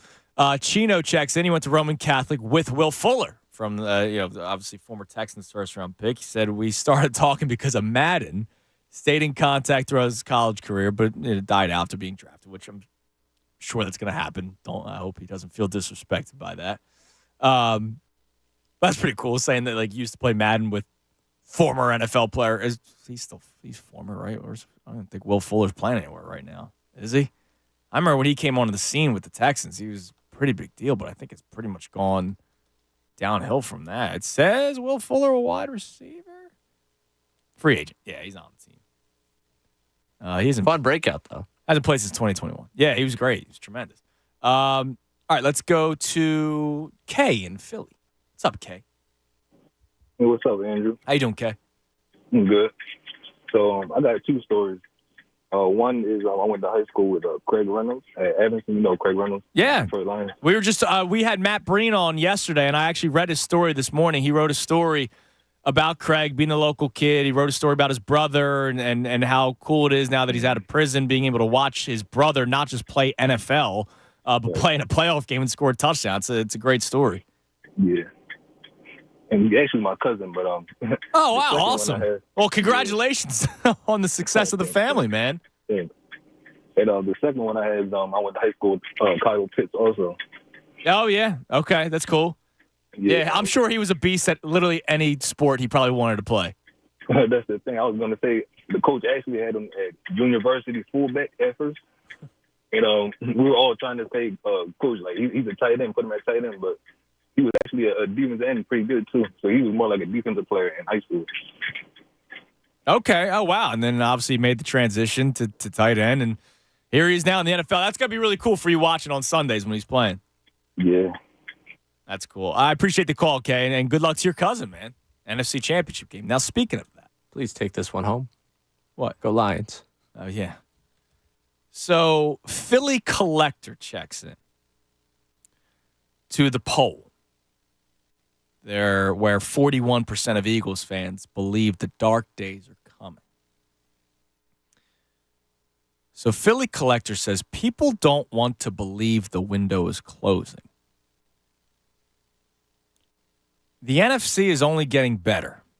Lions, Packers, both young and good, along with the usual suspects of Niners, Dallas, and the Rams. Bears have a slew of good young players and picks. Best time to win was last year / this year. That's one thing I don't know if anyone's really brought up yet when the season came to an end. The Eagles' offense is still very talented. I just think they had the wrong guys pushing the buttons. I really do. And so I don't think the Eagles are now all of a sudden the outside looking in. But it is a great point to be made. Because, yeah, Dallas, whether you want to believe it or not, choke jobs or not, will always be in the running, especially with the important stuff. Winning the division is still important. Having a home field playoff game is still important. Niners aren't going anywhere. The Rams, we'll see. I mean, can they do it again next year? I don't know what the deal is going to be with Stafford. Can they do that again next year? We'll see. But he mentioned some of those younger teams getting better. Your boy Jordan Love and the Green Bay Packers. The Lions are getting better. I'm not about to buy into the Bears just yet. But, we'll see NFC South is probably at some point going to get better. I don't think that they're always going to be the worst division in football. We saw that with the Eagles. Remember the Eagles? The NFC East was once the NFC least. are is one of the jokes of a division. So I imagine that changes soon. I look at some of the other teams, right? Cowboys will be there. Eagles will be there. Niners will be there. Rams, we'll see. Seahawks, I think, fall off. They're going to go into a new regime, new head coach. The Geno Smith story was cute, but I think that comes to an end. Lions will be there. Packers will be there. Let's see about the Vikings, too. I mean, that's a team where it just seems like they're gross, and they never seem to play well when it matters, but that's always a team that Justin Jefferson's still going to be there, right? It's still an op. Jordan Addison's still going to be there. Will Kirk Cousins be there? That's a good question.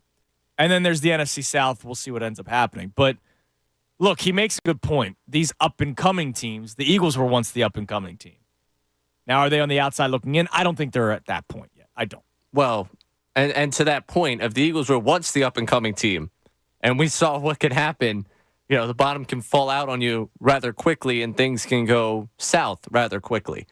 As we look out at the rest of the league from where we are right now, and for people especially that have the feeling of the doomsday's coming, okay, check with what your outlook means for the rest of the league. What you just saw by the Eagles, we'll go with my beloved Jordan Love and the Packers and how much I enjoy them. For as good as the end could be and as exciting as that playoff win could be and the trajectory looks like it's great, there's always the chance of a disconnect somewhere inside, either whether it be that locker room, whether it be, and that again is why I can't necessarily look at the rest of the NFC and say, yeah, there's a lot of ascending teams. Yeah, there's young talent there, but there's always the chance that everything that was promised doesn't follow through. So, yeah, I will concern myself with the outside of the NFC when we get closer to the games next year. But there's so much to fix in-house here. I'm not looking across the street at what the neighbors got going on. Yeah, I understand that. That's a fair point. Got your own stuff to deal with, too. Eric checks in. A couple of friends from college went to high school with Mikal Bridges. They always used to play Fortnite with him back in 2018. That's pretty cool. The video game aspect is a pretty big deal. Because there's a lot of guys that play online all the time and are open to allowing anyone to join in. Like Chad Johnson does that a lot, right? Right. I think he does. Yeah. That's pretty cool. All right. So if you have a story of either a run-in or, somebody from your hometown that's famous and you have some sort of story with it, would love to hear from it. It goes off with the Kobe Bryant video, the audio of the video that we played earlier today. We have 2 open lines for all the topics today. Eagles, are we near doom and gloom? Or was that a blip in the radar? Sixers, I want to get your temperature check. You know me. I'm riding high, but I'm still not going to get ahead of myself and start screaming championship. No, I'm not going to do that. We'll see what happens come trade deadline time, but I love where this Sixers team is at this given point late in the month of January. And a whole lot more. 610-632-0975. By the way, coming up at 1 o'clock, Tim McManus is going to join us, Ray. I forgot to text Tim earlier today. Tim was joining us Fridays during the season. Last Friday, I could not have him on because there was the snow day. And his kids were home. And so he had to handle, fatherly duties. As a dad, I understand what that's all about. Poor Connor Thomas has texted me like a million times to do like a Sixers pregame thing with him. And I'm like, dude, I can't unless you want to hear screaming in the background. And one day I finally did budge. And the whole time Cooper was wanting something, So I understand. I respect that out of Tim. So Tim will join us coming up at 1 o'clock. We'll kind of do our season wrap up with Tim. And then we'll get back to the phones after that. We'll do our picks at 1:30. We'll have some fun with some prop bets that I got emailed to me from BetOnline AG. A lot more in store for you right here on the Midday Show. 97.5 The Fanatic. Fanatic Sports Update. Embiid's an all-star. I'm Ray Dunn. This update is brought to you by Lowe's. Shop the close event now at Lowe's with big savings on the appliances you need now. Lowe's knows home improvement. Shop the close event now at Lowe's. Joel Embiid was named to his 7th All-Star game last night as one of the Eastern Conference starters. He'll start alongside Giannis Antetokounmpo, Jason Tatum, Tyrese Halliburton, and Damian Lillard. As for Embiid's team last night, well, they had a clunker of a game in Indiana. The Sixers fall 134-122 to the Pacers despite Embiid's 31 points. Pascal Siakam finished with a triple-double for the Pacers in the team's first win since he started playing for them. The Loss snapped a 6-game winning streak for the 76ers. Next up is a date with the Denver Nuggets on Saturday night. Jokic Jokic versus Embiid. Catch the live call at 5:30 right here on 97.5 The Fanatic. The Eagles coaching search continues. Obviously, on the defensive side, they've taken care of things, bringing in defensive coordinator Vic Fangio. But on the offensive side of things, it's been reported the Eagles have interviewed Chargers offensive coordinator Kellen Moore and Texans quarterbacks coach Gerard Johnson for the offensive coordinator opening. Tim McManus will join the show coming up at 1 o'clock to talk all things Birds and about, of course, those coaching vacancies. As for the Flyers, well, Owen Tippett gets an 8-year, $49.6 million contract extension as the Flyers get some good news. They're looking to snap their 4-game losing skid against the Bruins tomorrow at 12:30 live right here on 97.5 The Fanatic. Keep it locked here for all the latest news and information. I'm Ray Dunn, the home for the Sixers and Flyers, 97.5 The Fanatic. After the Eagles presser, instant reaction from the best show ever. He equated firing his defensive coordinator 13 games into a season as going for it on fourth down, as if those were the same kind of. He said that out loud. You're messing with people's lives talking about going for it on fourth down. Wake up. Insight and perspective you need to hear. Tyrone Johnson, Ricky Vitalico, Jen Scordo. Weekday afternoons 2 to 6. 97.5 The Fanatic and 97.5thefanatic.com. Hi, I'm Henry Winkler. My eyes are very important to me. My eyes connect me with things I love. I loved my late father-in-law dearly. He always lit up a room, but his vision dimmed with age. He had age-related macular degeneration, or AMD. And since partnering with Apellis, I've learned there's an advanced form of the disease called geographic atrophy, or GA. His struggle with vision loss made me want to help others know about GA's warning signs. For some, straight lines seem wavy, like when looking at a door frame. For others, blurry or missing spots can make it hard to read or see loved ones' faces. Many have trouble seeing in low light, making driving at night difficult. GA gets worse over time and cannot be reversed. If you've been diagnosed with AMD and notice vision changes, don't wait. Talk to your eye doctor about GA today. Learn more at GAWon'tWait.com. That's GAWon'tWait.com. Collegiate Madden players, rejoice. A brand new tournament has been announced. Rally Cry is a tournament organizer on a mission to expand collegiate esports and is teaming up with the Army National Guard to create the Madden 2024 Collegiate Championship. The tournament runs from January 13th through April 26th, and the winning player will earn $2,500. Will you be going for the gold? The latest esports and gaming news. Find it online at checkpointxp.com. Life insurance. Why are you putting it off? Can't afford it? Too much hassle? Think you don't need it? There's lots of excuses for putting off life insurance. But if you weren't there, who would pay the mortgage and other bills? With Ethos, you could be covered in 10 minutes and boom, family protected. Ethos, fast and easy online term life insurance. Up to $2 million in coverage with no medical exam. Some policies as low as $1 a day. Answer a few health questions and get your free quote at getethos.com. That's getethos.com.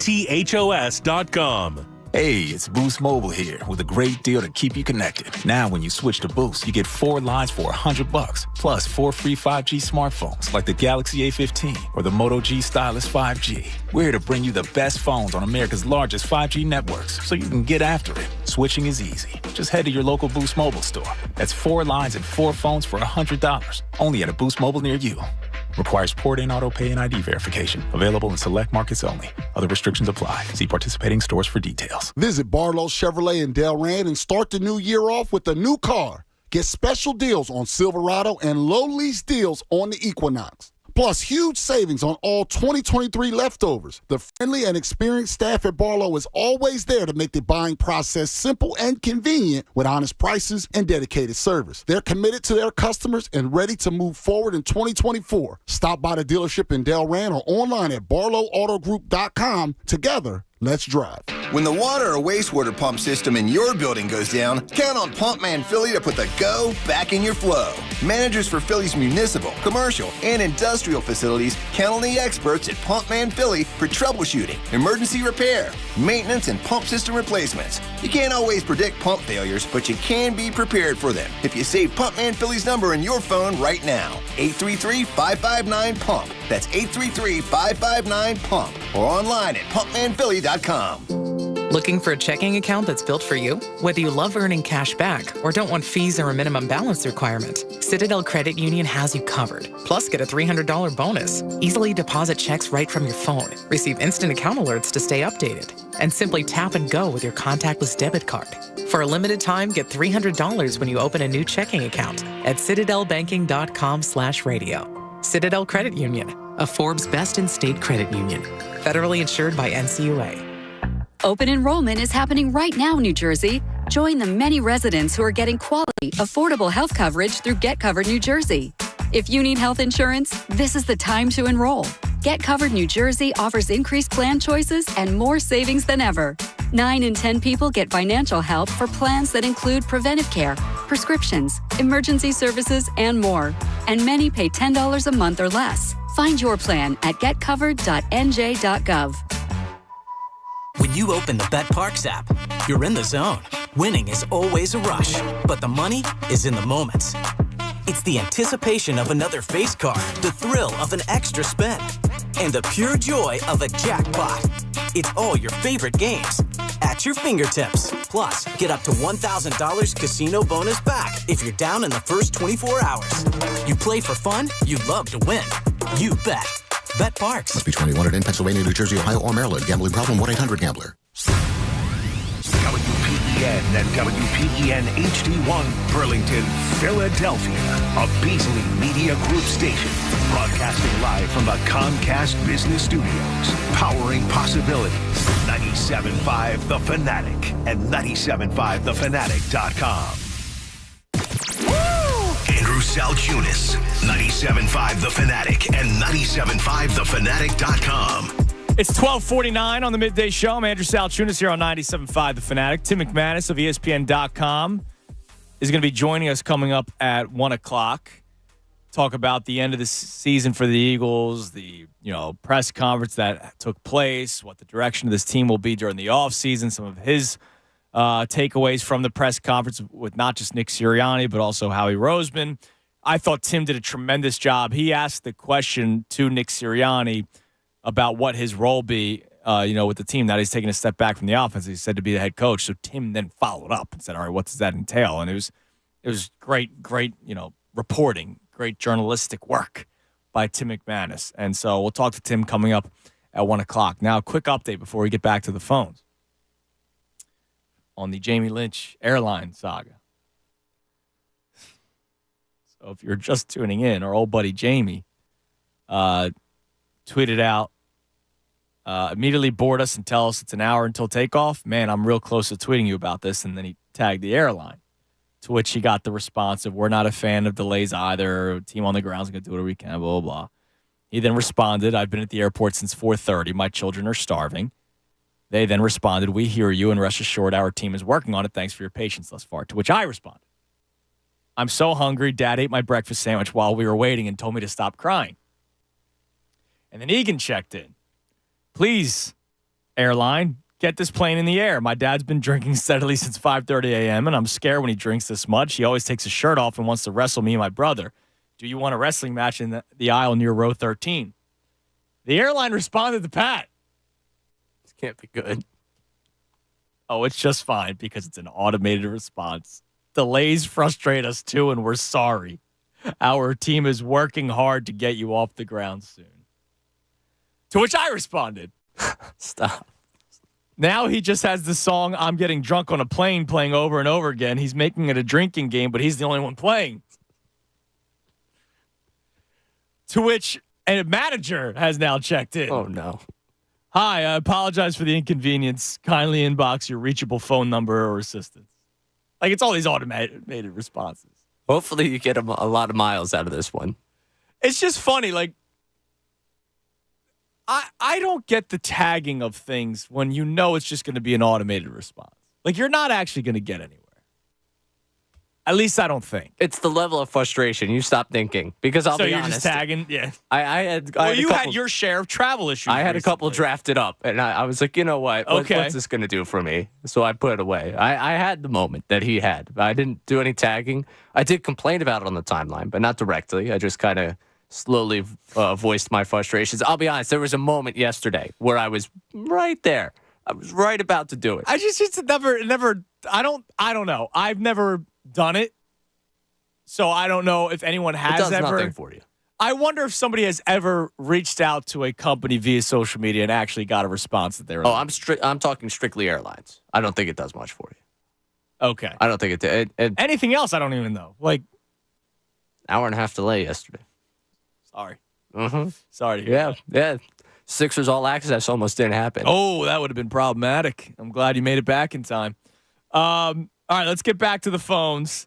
It's a fun Friday. We have our Eagles conversation. So actually, before we get to the phones, you have some more responses to the Eagles topic. The topic of the day is the poll that we ran earlier this week, whether or not the Eagles were closer to the dark days or if the end of this season was a blip on the radar, to which I believe, let me make it clear, it was a blip on the radar. The guy that tweeted at me complaining about me being negative all the time, and then I told him that you were wrong. That's not what I said. Happy Friday. He was then like, oh, my bad. I believe we're closer. I believe it was a blip on the radar, not dark days. But 41% of people voted that poll. 41% is a big number, especially a very optimistic city when it comes to the Eagles. Say that the dark days are upon us. Ray, what do you have social media-wise in response? So fun because we got the coordinators in on this one. We got someone quote tweeting with how can things get worse with this guy gone, and it is Brian Johnson. So that was someone that thinks dark days don't lie ahead. Someone that does seem to believe dark days lie ahead is someone that replies the Vic Fangio effect. If you polled people before the press conference, numbers would easily be flipped even worse. It'd be even worse? Even worse. Saying that it because would be of 59%. Fangio. Yes. Really? Yes. People are that down on Vic. As for this guy Garrett, that seems to be the case. Interesting. All right, look, I know he hasn't been the most successful in recent years, but he has success in the NFL. It's why he keeps on getting jobs, and that's why the Eagles coveted him, by the way. He was going to be the DC had Jonathan Gannon not done what he had to do. Now, speaking of Brian Johnson, Jeff McClain has his latest podcast out, but he put out a big tweet about Brian Johnson. He says, a few thoughts on Brian Johnson. While he became a punching bag for the offensive regression this season, there are Eagles assistants and staffers who feel he got caught in the middle of Nick Sirianni's stale scheme and a quarterback he had a prior relationship with before they worked together. Johnson should shoulder some responsibility for the decline. But his early exit bears some resemblance to when Andy Reid fired a young Sean McDermott as Eagles defensive coordinator. That was a Pat Egan comparison. Yes. But Pat doesn't like Sean at all. Well, he didn't like Brian Johnson, so this both checks out. While there are differences between both scenarios, a change of scenery may be best for the 36-year-old who is reportedly up for the Bucs and Browns OC jobs after a few head coaching interviews. Johnson, as detailed in Uncovering the Birds episode last month, is considered by many to be a bright coach with a promising future. Failure is success in progress. I do like that Jeff pointed out that people are saying Sirianni's stale scheme. The scheme in which Sirianni told Jeff McClain before the season started, we're just going to continue to improve. Yep, they brought him back. He's the head coach of the Philadelphia Eagles. I don't care that Brian Johnson's gone. Like, I'm not saying, oh man, he was a scapegoat. Like, I didn't. There wasn't anything I liked on game day. Nothing. Play call and game plan. So both of them. I think the only thing that bothers me with him being gone is the fact that Sirianni's still here. Much as I wanted Desai and Patricia to walk out next to one another, it should have been a complete overhaul. Yeah, I wanted those two to walk out together. All right, as well. Let's go back to the phones. Let's go to Mark in Allentown. Mark, you're on the Fanatic. Hey, how are you guys doing? What's up, Mark?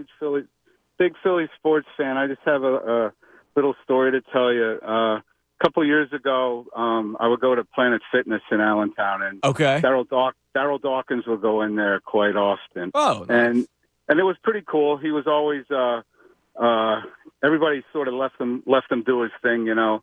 But the one day he was at the water fountain, so I was right behind him in line. So he gets up and we make eye contact, and I'm like, "Chocolate Thunder," and he looks at me and he puts his big arm around me. He goes, "Hey man, I just want to be incognito," you know, and just in joking. And he asked my name. I told my name was Mark. So fast forward a couple days later, and I see him in the aisle walking towards me. and he puts his finger up to his mouth as if, don't let nobody know who I am. Yeah, don't let anybody know that this 6'8" dude walking around is Daryl Dawkins.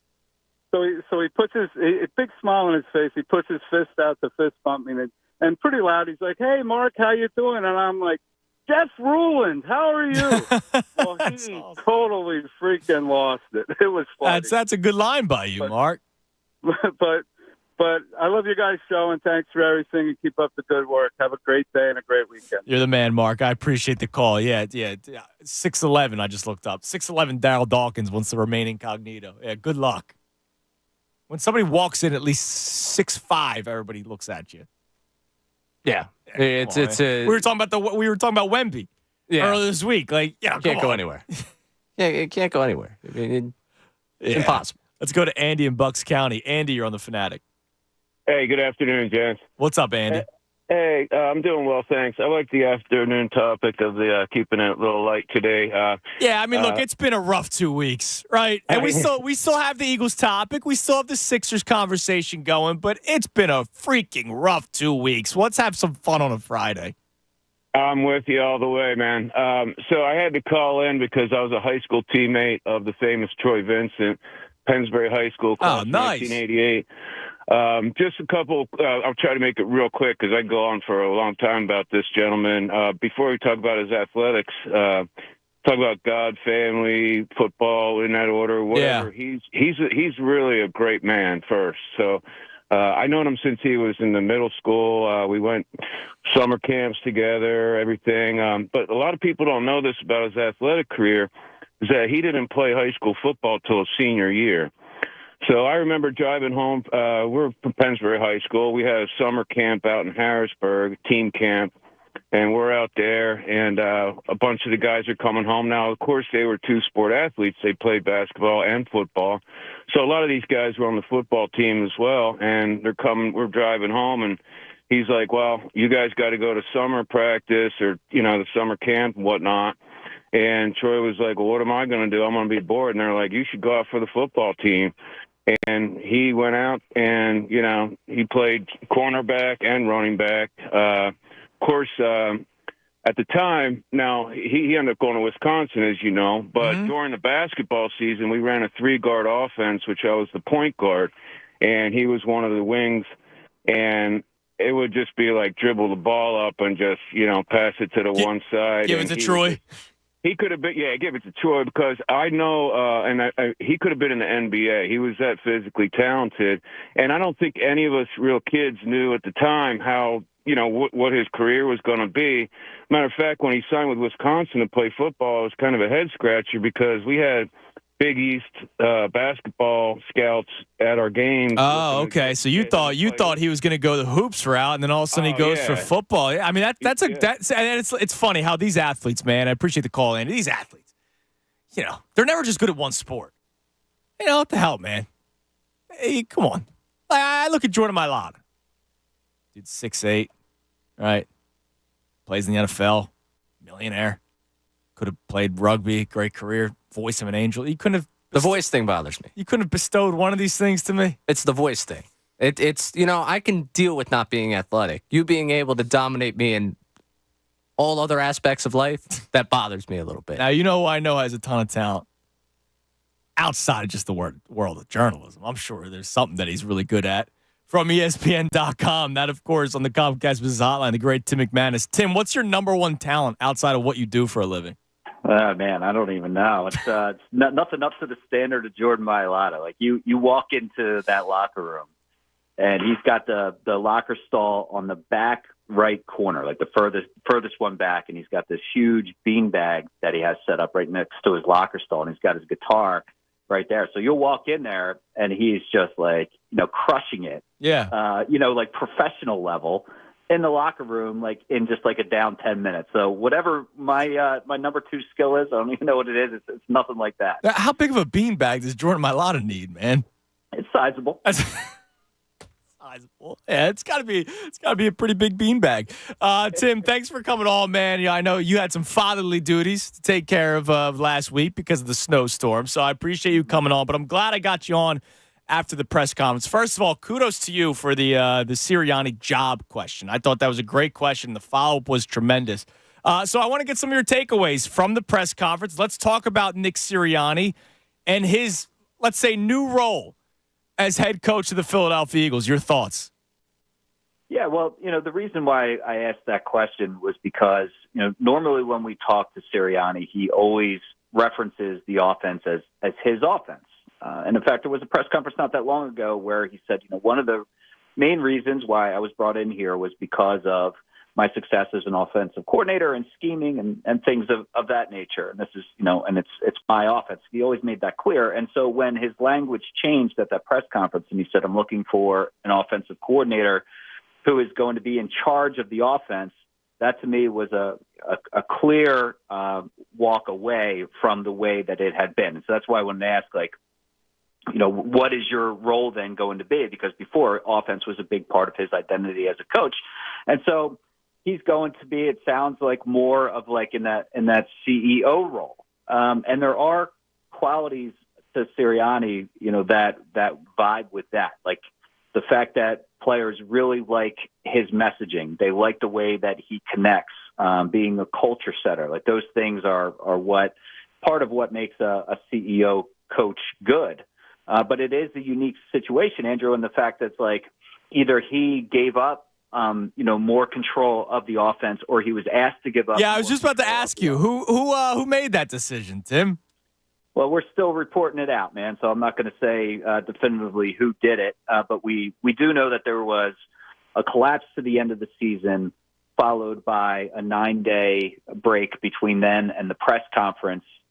2 coordinators got fired in that time. And then when they finally talk, Sirianni kind of allows that he's not going to have as much sway, it seems, over the offense. So was that him, or was that Laurie? We still have to kind of dig into that to figure out exactly how that went down. But the bottom line is that some of his power has gotten taken away as a result of that, or his job description has changed, I guess you could say, at the very least. And so it's just curious to see how that all unfolds in this new role for Sirianni. Obviously, so much has been made about Sirianni, Brian Johnson, the offense, because we were waiting to see what changes would happen. We're still waiting for the new offensive coordinator, and we all expected changes at the defensive position. I mean, the defensive coordinator did get demoted in the middle of the season. But, Tim, I'd like to know, how was the move of Sean Desai being demoted and how everything played out sort of looked at around the NFL, inside the building, maybe towards Sirianni himself, because we once again got confirmation, at least that's what Howie Roseman's telling us, that it was Nick Sirianni's call. I just don't know how people can look at that situation and go, oh, that looks like it's going well in Philadelphia. Right. So, it's not like you can gauge the temperature of every single player in the locker room, but from some of the ones that I had gauged around that time, there was a sense of relief that they had moved on from Sean Desai, that they just felt it was getting a little bit overcomplicated and they weren't able to play as freely as maybe they would like, and that Patricia would, help with that. But obviously it ended up being a total disaster where Patricia tried to change some things, and obviously it proved to be too much because, as we saw from the product on the field, it didn't look like players always knew what they were doing. But you're hitting on such another important question as to whose decision was that? Was that Sirianni acting alone? There's a couple of things that point away from that, even though they keep saying that, Andrew. And one is if that we look at their history, we know that sometimes when things get rocky, we've seen Laurie assert his influence when it comes to the coaching staff more. And the other piece of evidence is that, up until this point, Sirianni has been tremendously loyal to his coaches. There was no turnover other than people basically getting head coaching jobs on that staff up until Desai gets moved. So that tells you that, that seems out of character from what we know about Sirianni, the evidence and data that we've collected to this point about him. But either way, whether it was the front office, whether it was Sirianni acting alone, a combination of the three, it obviously had terrible results and was part of the reason why everything felt so shaky foundationally as they were hitting the stretch of where, there was just way more chaos than you would expect, from a buttoned up organization. And clearly what they have to do moving forward is to get rid of that unsteadiness, is to regather that steady hand and make sure that, that they're acting in a way, that is conducive to consistent winning football. Now back to the offense, because we know Vic Fangio will be the new defensive coordinator of the Philadelphia Eagles. The question is, what do they do at OC? So, Tim, I'd like to know, what are they looking for in an offensive coordinator? And do you have maybe a couple names that you think would make sense to work alongside Nick Sirianni and the Philadelphia Eagles? Yeah, well, the term that they used almost as much as any in that press conference was fresh ideas. And Sirianni acknowledged that his offense went stale towards the end of the year. And so clearly the idea was generated either from up top or through their conversations, however you want to frame it, that there needs to be change, that there needs to be someone from outside the family, as Sirianni put it, to implement and freshen up a new offense. And he said that, this OC would be in charge. So I kind of feel like, dependent on how much experience the new offensive coordinator has, will help influence, just how much autonomy that person ends up with, and therefore kind of the less that Sirianni would be involved in. In other words, if there was somebody like, a Kellen Moore or an Eric Bieniemy or a Cliff Kingsbury, like those are guys that have run it and would be able to kind of take the vision and go with it. If you were to go somebody more like, Gerard Johnson or like Clint Kubiak, then maybe it's less of that, or Zach Robinson. Those are some names that have been mentioned in various reports. At one point or another, I think that they're doing that, what Sirianni described as an exhaustive search. But if you're really if you want to hand it off, if that's the ultimate goal, if you want to hand it off, then it seems to me that it would be more somebody of the former category that has had that experience of running the show. So somebody like Kellen Moore makes sense to me. That's not like inside knowledge that's where they're leaning or anything like that. But it just, he's got a mixture of backgrounds, some West Coast, some Air Coryell. He's guided offenses that have been number one in the league, was a really hot name even for head coaching jobs a couple of years ago. The Eagles interviewed him for that. So it won't surprise me if it ends up being someone like that. But, I think it's going to come down to who wows them, who's bringing a vision that they can really get excited about and behind and feel like Sirianni's vision can blend in with. And that's probably the result. The outcome will be dictated by that. We're speaking to Tim McManus on the Comcast Business Hotline. Tim, as you remember, we did the weekly vibe check as the season progressed, or I guess regressed for the team, but progressed as weeks went on. Let me ask you specifically about one player, Jalen Hurts. Where are we at here? It's a really important question. I mean, it's not like he is. The last time that we talked to him was after the season. And we don't know how he has responded to the Brian Johnson firing, but we can piece some things together. That Hurts was his guy. I've known him since he was 4. Got a tight relationship with him. There's a lot of trust there. Also know from my reporting that Hurts was not happy with the direction of the offense in the latter stages of the season, and was hoping for kind of a change that never manifested. And so there was frustration on his side based on what my reporting says. And we also know that Sirianni was the guy that was at the controls, essentially, even though Brian Johnson was the one calling the plays, like it was within the structure of what Sirianni had for his vision of the offense. Which is to say, I don't know how happy Hurts would be, given all of those factors, with the fact that his guy got fired. And I guess the next question is, how much does that matter? In other words, and Roseman brought up the point, he's only 25. It's not really fair to, have him as part of the conversations about who's coming and who's going. And I think that you do have to draw that line of even though you are the most important person right now, that we just paid you $255 million, obviously Hurts he's not going to be dictating who comes and goes. But how much influence should he have? I mean, these are questions that don't have easy answers to it.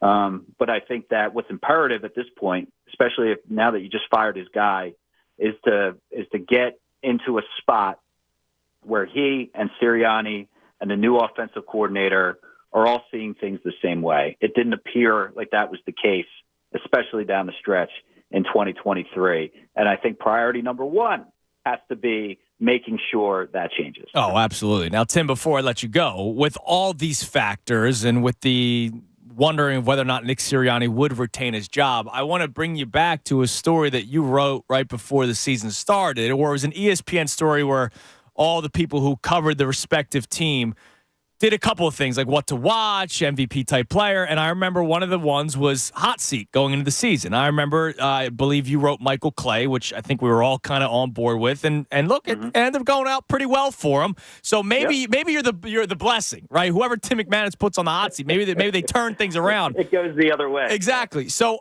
I would imagine it's Sirianni, but my question for you is just how warm or hot could his seat be going into the regular season, knowing that there may have been a chance that he wasn't even going to keep his job after the season ended?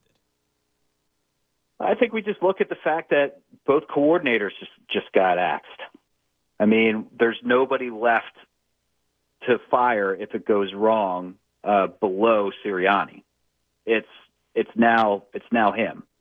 And so I don't like what degree do you put a hot seat. I think that we can all look at it and recognize that things went really south for this team last year, and that everybody's waiting to see whether they can turn it around and get the culture kind of back to where it was, and get the offense back to where it was, and get the defense back to a stable place, and get back on the Super Bowl trajectory. And if it doesn't happen, obviously, Sirianni's going to be in a tough spot. So yeah, I mean, I think that's going to be a natural thing. Like when we do those exercises, like yes, I think Sirianni is going to be, especially now that his role has been changed, or he changed his role. However you want to look at it, it's different. They're experimenting. They're hoping that this collection of a really good offense coordinator, a really good defense coordinator, and Sirianni kind of leading the charge is going to stabilize things. But as we know, if it doesn't, there's often change in the NFL, and so that'll be obviously one of the major storylines heading into the year. Tim, listen, man, I appreciate all the work you've done on this show on Fridays leading up to Eagles games, all the work you've done with me on the pregame show, and, of course, also with the postgame show. And I know you'll be doing more stuff with Tyrone and Ricky and Jen on the Best Show Ever as the offseason continues. But from the bottom of my heart, Tim, I appreciate everything you've done for me. You're so much fun to talk to, so much fun to have in, very informative. And I hope you get to enjoy as much of this crazy offseason as you will be able to. Well, thank you, my friend, for letting me be a part of your show on Fridays and in the post game. I've had a lot of fun, and as we know, it is never dull. So I'm sure we'll be talking. Yeah. There's no days off. There's no days off for Tim McManus. So much of goodbye as I'll probably talk to you in like a week. Exactly. Thanks, Tim. I appreciate it. All right, brother. There he is, Tim McManus on the Comcast Business Hotline. Yeah, if you cover, I don't know, maybe the Panthers. I know they just hired a new head coach, but you could probably go on vacation in a couple of weeks. With that owner? I don't know. Oh, yeah, you're right. Tepper's pouring drinks on people. Jacksonville. There you go. You cover the Jags. You're probably on vacation now. You're probably already on vacation because they fired everyone right away. Right? Well, except Press Taylor, of course. Yeah, of course. There's no vacation if you cover the Eagles. None. It's basically like your worst nightmare is the second you go on vacation, something happens. Which here, anything can happen, man. That's why we do talk Eagles as much as we do on the radio station. I know people complain about it, but there is always something. We got one segment left. You can climb in at 610-632-0975. We'll do our pick segment for championship weekend. I have a lot of prop bets that were sent my way earlier in the week. I was saving them for today, for this afternoon portion of the show.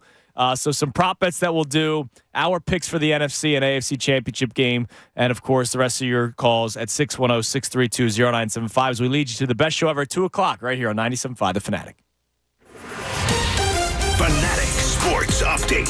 Embiid to start the All-Star game. I'm Ray Dunn. This update is brought to you by Discover. Discover wants everyone to feel special with live 24/7 customer service. Learn more at discover.com/credit card. Limitations apply. Joel Embiid was named to his 7th All-Star game last night as one of the Eastern Conference starters. He'll start alongside Giannis Antetokounmpo, Jason Tatum, Tyrese Halliburton, and Damian Lillard. As for Embiid's team, well, the Sixers, they had a clunker of a game in Indiana last night. They fell 134-122 to the Pacers. Despite Embiid's 31 points, Pascal Siakam finished with a triple-double for the Pacers in the team's first win since he started playing for them. The loss snapped a 6-game winning streak for the 76ers. Next up is a date with the Denver Nuggets on Saturday night. Jokic versus Embiid. Catch the live call at 5:30 right here on 97.5 The Fanatic. Eagles coaching carousel continues as they bring in a defensive coordinator in Vic Fangio. And on the offensive side of the football, it's been reported the Eagles interviewed former Chargers offensive coordinator Kellen Moore and Texans quarterbacks coach Rod Johnson for the offensive coordinator opening. Tim McMahon of ESPN just joined the show. You catch that conversation one more time at 97.5thefanatic.com. As for the Flyers, tough 3-0 shutout to the Detroit Red Wings last night. Owen Tippett today reportedly signing an 8-year, $49.6 million contract extension. As for what they're doing on the ice,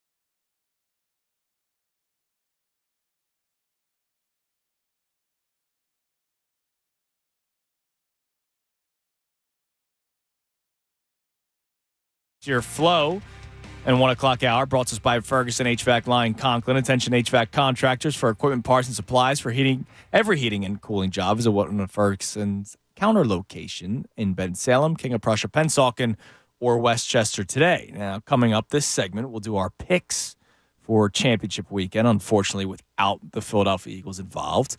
So we'll do those coming up. But I got an email from Nick. And now, do I call in a favor?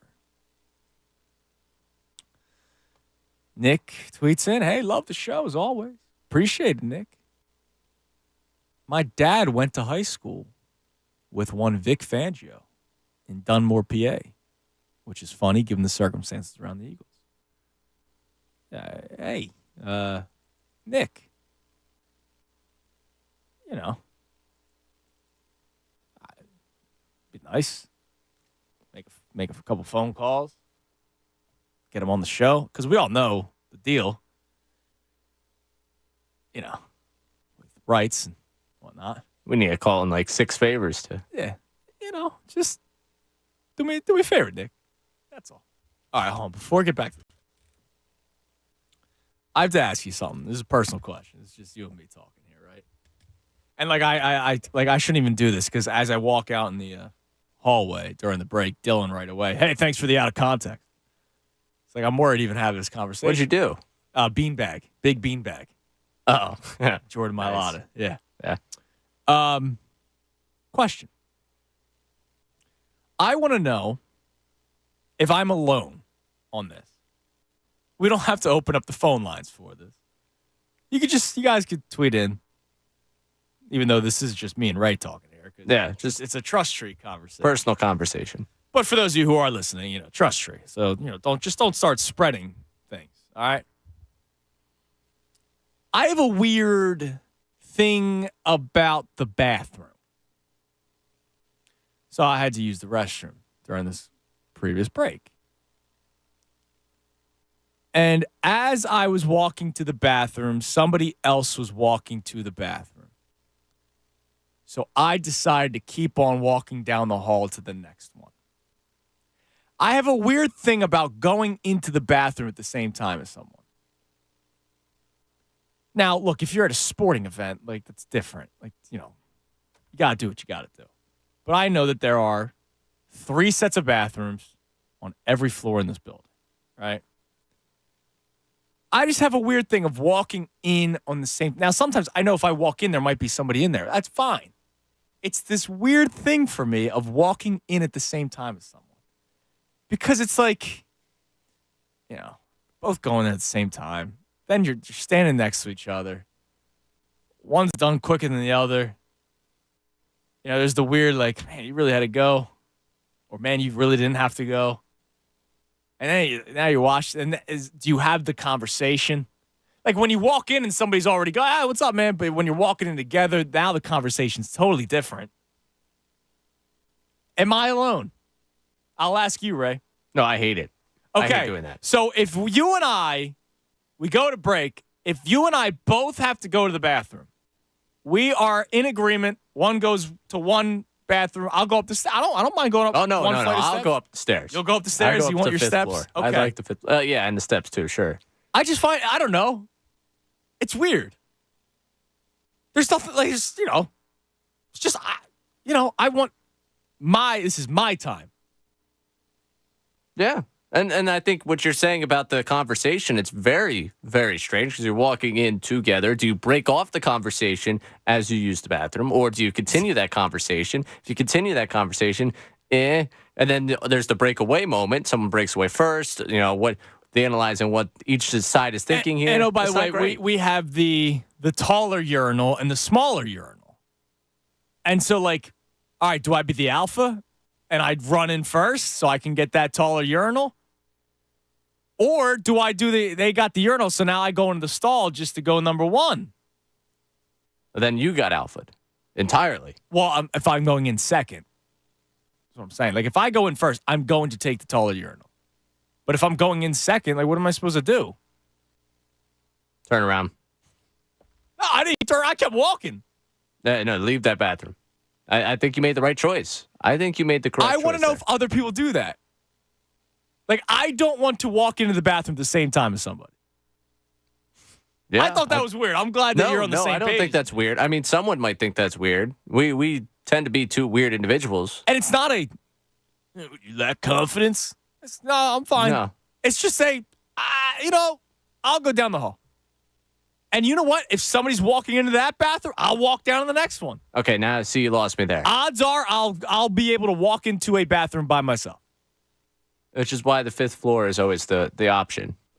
It's always the correct choice. I just want to know, like, if you guys tweet in, call me crazy, or you're in agreement. I don't know. It's just something I noticed today. I'm gonna keep walking to the next one. I think it's different if I was like I said, a ball game. That's different.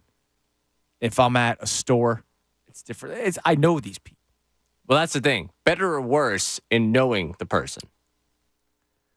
Good question. Better if a conversation starts. Okay. Here's why I say that. A couple of pregame shows ago, I had to use the restroom during a commercial break.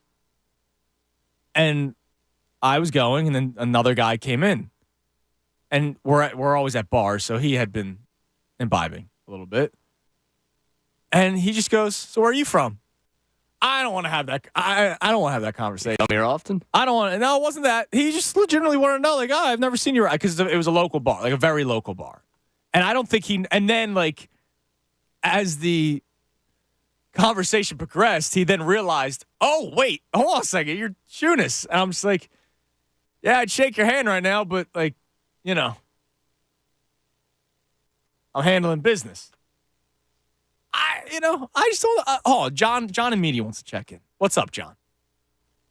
All right. So I hear you guys talking about this bathroom etiquette situation here, and I have a story to tell you. Okay. Cleanly, of course, please.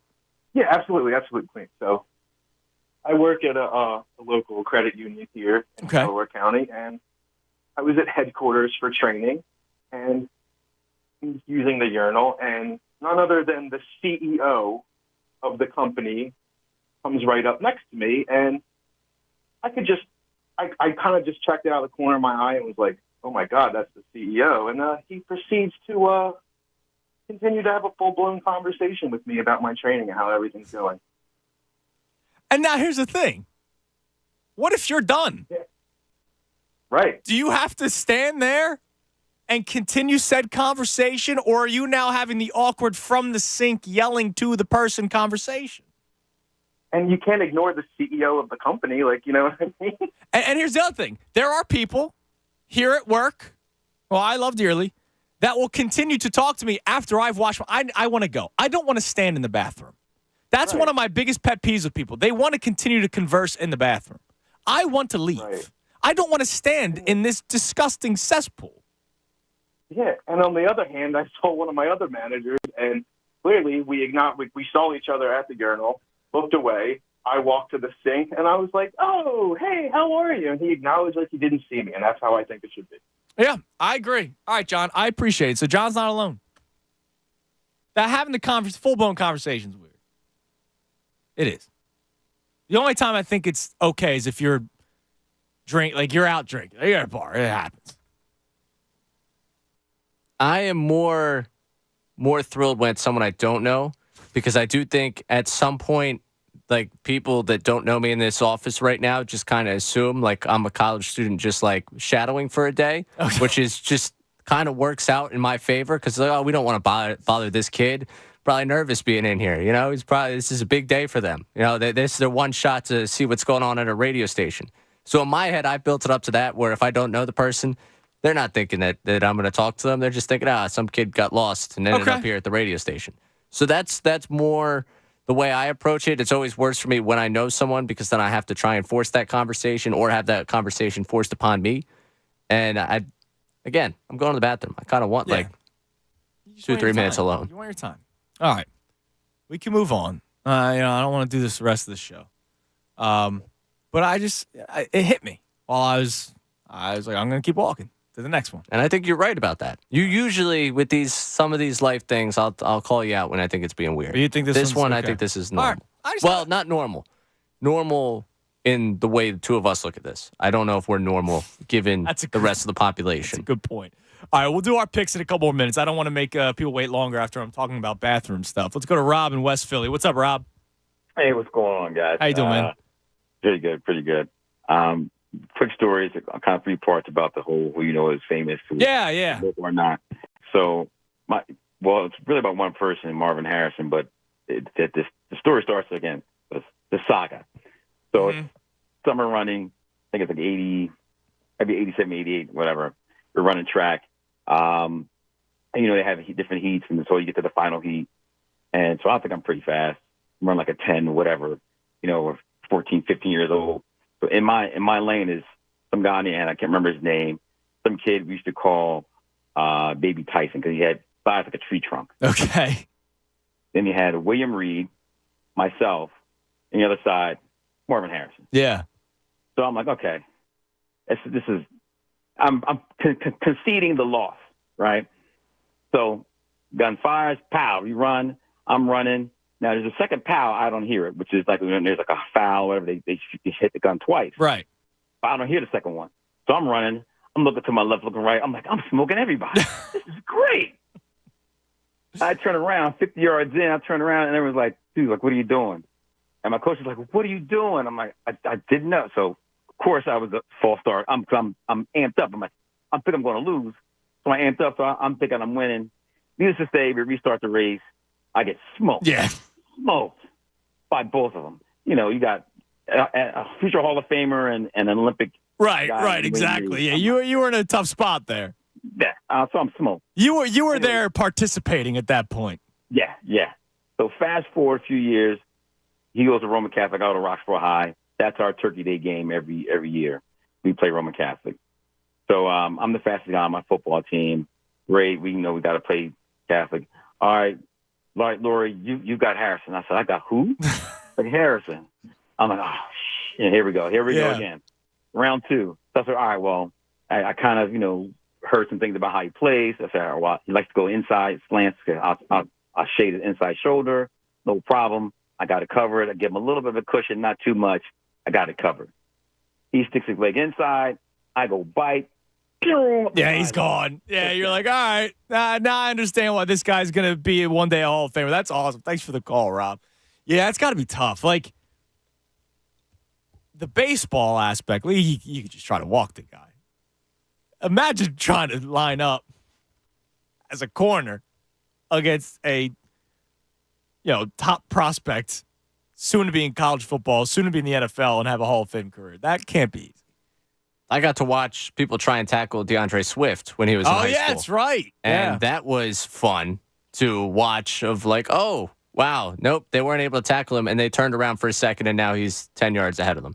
Like, it was incredible to watch the difference. My buddy, one of my good friends, Kyle, he has in his high school stat sheet, he tackled Corey Clement.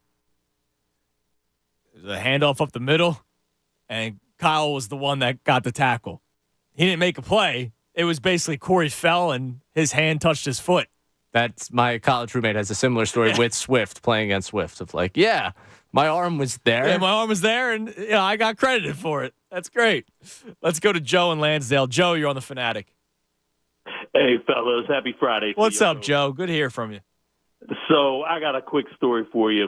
It's like 1994. I'm 17. Got a part-time job working in the mailroom at one of the big businesses in Center City. Part of my job is to deliver packages to other, locations sometimes when needed. So I got a package I need to deliver to a hotel in Society Hill. All right, so I make the walk. I deliver the package. Everything's good. I get ready to leave from the lobby, and there's like this monster of a man standing with his back to the door. Yeah. And the doorman is talking to him, and they're like having a conversation. I'm 17. I don't know what to do. I'm like, if I stay too long, my boss is going to get mad like, oh, you're taking advantage of being out of the office. Right. So I'm like, all right, I'm going to push the door open a little bit. I'm going to slide my little butt out, and I'm going to be gone. So I open the door, but when I do, I hit the big guy in the back with the door. And I'm like, oh, so I start apologizing immediately. I'm sorry. And he turns and he looks at me, or he looks down at me, really. Right. And he's like, it's okay. And I said, oh, blank, you're Eric Lindros. And he said, yes, I am. And he is a mountain of a man. And I basically ran away because I thought I injured him, and I didn't want him to miss any games, and I didn't want to be blamed for it. Yeah. So that's my story how I met Eric Lindros, but I didn't really meet him. I basically hit him with a door and ran away. Yeah, I mean, look, and I would be terrified too, Joe. Thanks for the call. Yeah, he's a big dude. Now he brings something up. He wouldn't want his boss to get mad at him for being away too long. I've told a lot of people that I've worked with. For those of you who know me as like boring old Andrew, dad doesn't do much, blah, blah. I wasn't the best kid. I wasn't. When I got my internship here, that was kind of my like, all right, let me become a bit of an adult here, even though I'm still a Looney Tune and childish and whatnot in terms of professionalism, and I think I'm pretty good at it. I'd say so. At least I think. The internship helped me out a lot. I said, all right, it's time to kick it into another gear. So when I was a kid, I told you I've a couple part-time jobs. I worked at the Chick-fil-A, the Applebee's, worked at a pool store. I told you I stole the box cutter as a keepsake. So my manager loved me. No idea why. No idea why. Bare minimum. All the time. He trusted me with bringing the cash to the bank to deposit. Now, let me get this out of the way. No, I never stole any money. All right. Man, I was real worried there for half a second. The bank was 3 minutes down the road. And he would send me during work hours, not like when we're closed, every week. Man, there was a long line at that bank. I would probably just sit in my car for like 30 to 45 minutes on the clock, just hanging out. And then I'd get back to said store and be like, man, that line, it's crazy. It's crazy. It's weird, man. Every time I go, it seems to get more and more busy. I wasn't the best employee. So I have a similar story with that. Pizza shop that I worked at. Oh, yeah. It is the famous Ray Dunn pizza shop. Well, not the one down the shore. One back up at home. Right. So, and I apologize because I think the might be owner listening. of the place might be listening. But I also was trusted with that. And I want to make it very clear. You did not steal money. Yeah, exactly. But the bank that we used was right across the street from a Wawa. So I would parlay it into I had to take care of everything at the bank.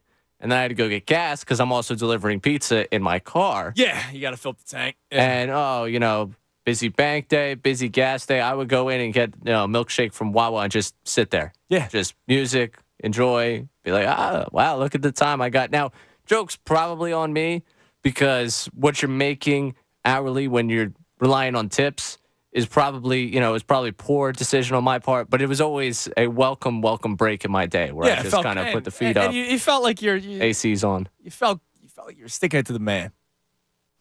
Yeah. Taking some money on the clock. And then you realize it's a family-run business, and you're like, oh, man. Friend. Yeah. Why was I doing that? Let's go to Matt in Pottstown. Matt, you're on the Fanatic. Hey, how's it going? How you doing, Matt? Good. I wanted to talk about the coaching situation as well as Nick Sirianni and two people I think I'd like to have considered as offense coordinators. I don't think the names have been talked about. Okay. Pretty much at all. First and foremost, I'm not necessarily saying I'm pro Nick or, banging Nick's drum or anything like that. I do think there are several flaws and things that you could have easily, as an organization, had reasons to move forward from him, right? So with that part being said, I think one of the key main reasons why Nick is still here is two pieces. One, if you look historically across the Eagles while Jeffrey Lurie and Howie have been here, I know there's been all this talk about this coach and this type of coach.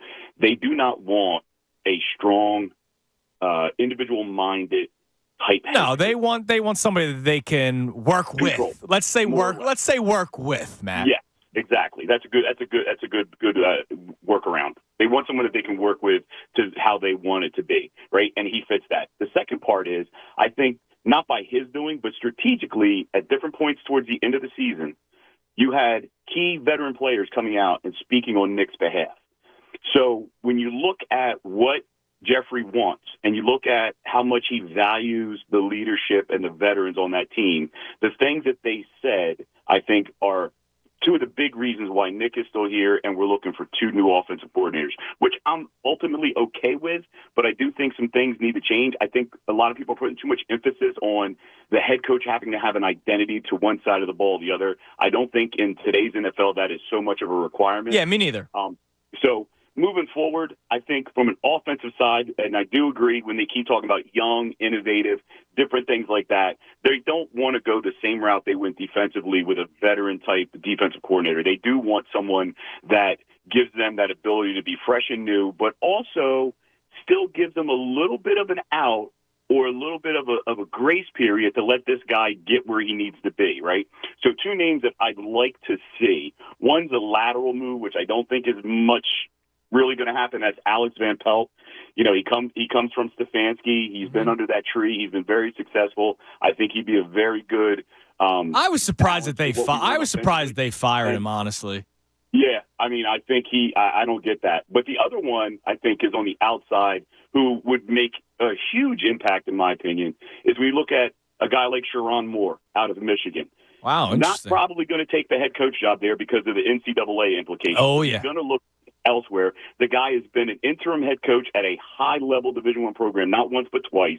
He has done tremendous with that offense. I think he is a young guy with a great offensive mind who ultimately he knows the offensive line, and when the push comes to shove, he goes to the run, which might not be in Howie's and Jeffrey's favor, but it wins football games. I think he would be a tremendous And the thing is with him, and thanks for the call, Matt, I mean, you may have more than a year with him, right? Because like you said, he's been an interim head coach in the college game. He hasn't really gotten many looks. I haven't really followed his history of interviews in the coordinator game in the NFL. It could be something where if you bring him in, you could at least guarantee yourself 2, maybe 3 years if things go well, and then obviously he'll get a head coaching job. But that's an interesting name. It's not one that has been brought up, so I appreciate that, Matt. The Alex Van Pelt thing, I'm still surprised by. I remember when it happened, we talked about it. My guess is it has something to do with Deshaun Watson. That's my guess.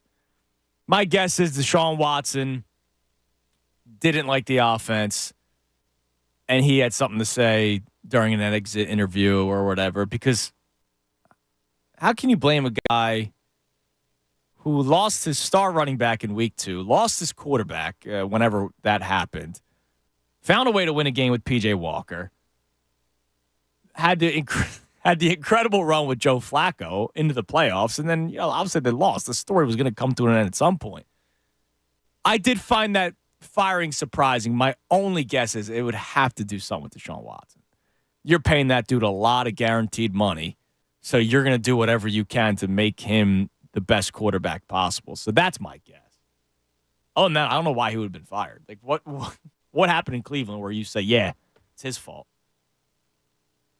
The last game, I don't know if they were, one of those things where he was teetering, and it was like there was a, again, disagreement on direction of the offense. Yeah, look, we weren't living it day by day. Yeah. Maybe they hated bubble screens, just like we hated bubble screens. I don't know. I don't know what was the conversation being had about the Cleveland offense as the season went on, but with all the circumstances that they dealt with, which is why. So yesterday, Ray, I did the NFL put out the finalists. The 5 finalists, then it goes down to 3, but the 5 finalists for all the individual awards in the NFL. And Stefanski's one of the 5 finalists for Coach of the Year. I think he should be, if not the Coach of the Year, he's the runner-up. I think he's the runner-up. With all that stuff that went on, including the Deshaun Watson, not just injury, the stuff that surrounds him going into a season. And obviously there's a bunch of great candidates out there, but you have to take into account not just wins and losses sometimes. Yeah, but DeMeco Ryans taking a rookie quarterback in a team that was... and he's probably going to be... he'll probably be the winner. Yeah, I think he should be the winner. But Stefanski should be 1 or 2. Listen, they did a good job. They survived losing Chubb, losing Watson, all the stuff with Watson surrounding him going into the season, and then putting together a playoff team with Joe Flacco as your 4th option. I mean, to me, that should get him some votes. Oh, absolutely. I think it did get him some votes. I think he's going to be right there, if not 2, 3, but I think it should be D'Amico Ryans that wins it. Yeah. I think personally, just rookie coach, rookie quarterback, an organization you want to talk about off the field. I mean, that's an organization that looked like it was going to be in. We talk doomsday here. Yeah. That looked like they were going to be down there for quite a bit. They bring in D'Amico Ryans, and they're able to turn the ship with a young team. 1 year. And get them in there. And I understand, has nothing to do with the postseason, but ultimately the fact that they win a postseason game is pretty big. Yeah. Man, they got, who was it, Lovie Smith, their coach 2 years ago? Yeah, who won the game. They better give him a gift basket. Yeah. Remember, they lost the number 1 overall pick. Right, because he won the game. Which it probably would have been Bryce Young. Oof. And instead, they fell. C.J. Stroud fell in their lap. That's going to be one of those. Oh yeah, we were going to take him first no matter what. Yeah, he was exactly. number 1 on our board. Bull. All right, we got a minute left. So sorry we didn't get to the fun prop bets and stuff. I like the Ravens, and the line. So the line's at 3.5. Earlier in the week, Ravens at 3.5 was actually minus 105. Now it's minus 120. So it looks like the number's going toward Baltimore. The 49ers, 7.5-point favorites against the Lions. I'm sorry. I think the Niners take care of business. I think they make Goff's day like hell. I think they just bring pressure all day. I don't see how. I don't think the Lions are going to be able to put up the points like they were able to against the Bucs, like they would have been able to against the Eagles. I think 49ers are no joke, man. It's going to be Ravens-Niners in the Super Bowl. The Chiefs have a chance, but they have a chance. It's one of those things. I'm leaning Baltimore. Can I bet against that team ever? It's a great question. So everybody enjoy yourself this weekend. Ray, have a safe trip and a responsible trip in New Orleans. Everybody have a great weekend. Best show ever coming your way next right here, 97.5 The Fanatic. Fanatic Sports Update.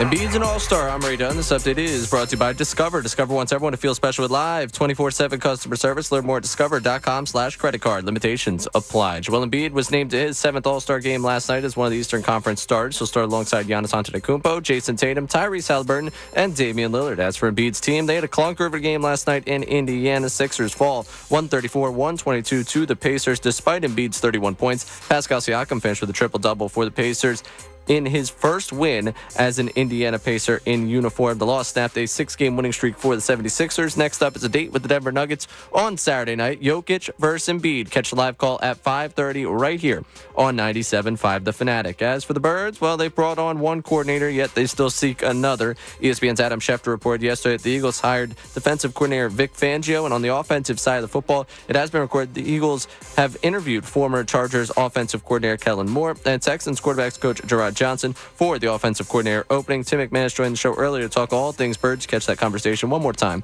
at 975thefanatic.com. And for the Flyers, Owen Tippett signed an 8-year, $49.6 million contract extension. As for what's going on the ice, they'll try and stop their 4-game losing skid against the Bruins tomorrow at 12:30. Catch that game live right here on 97.5 The Fanatic. Keep it locked here for all the latest news and information. I'm Ray Dunn in the home for the Sixers and Flyers, 97.5 The Fanatic. John Kincaid, Bob Cooney, Pat Egan. Listen for the big storylines in Philly sports that matter to you. The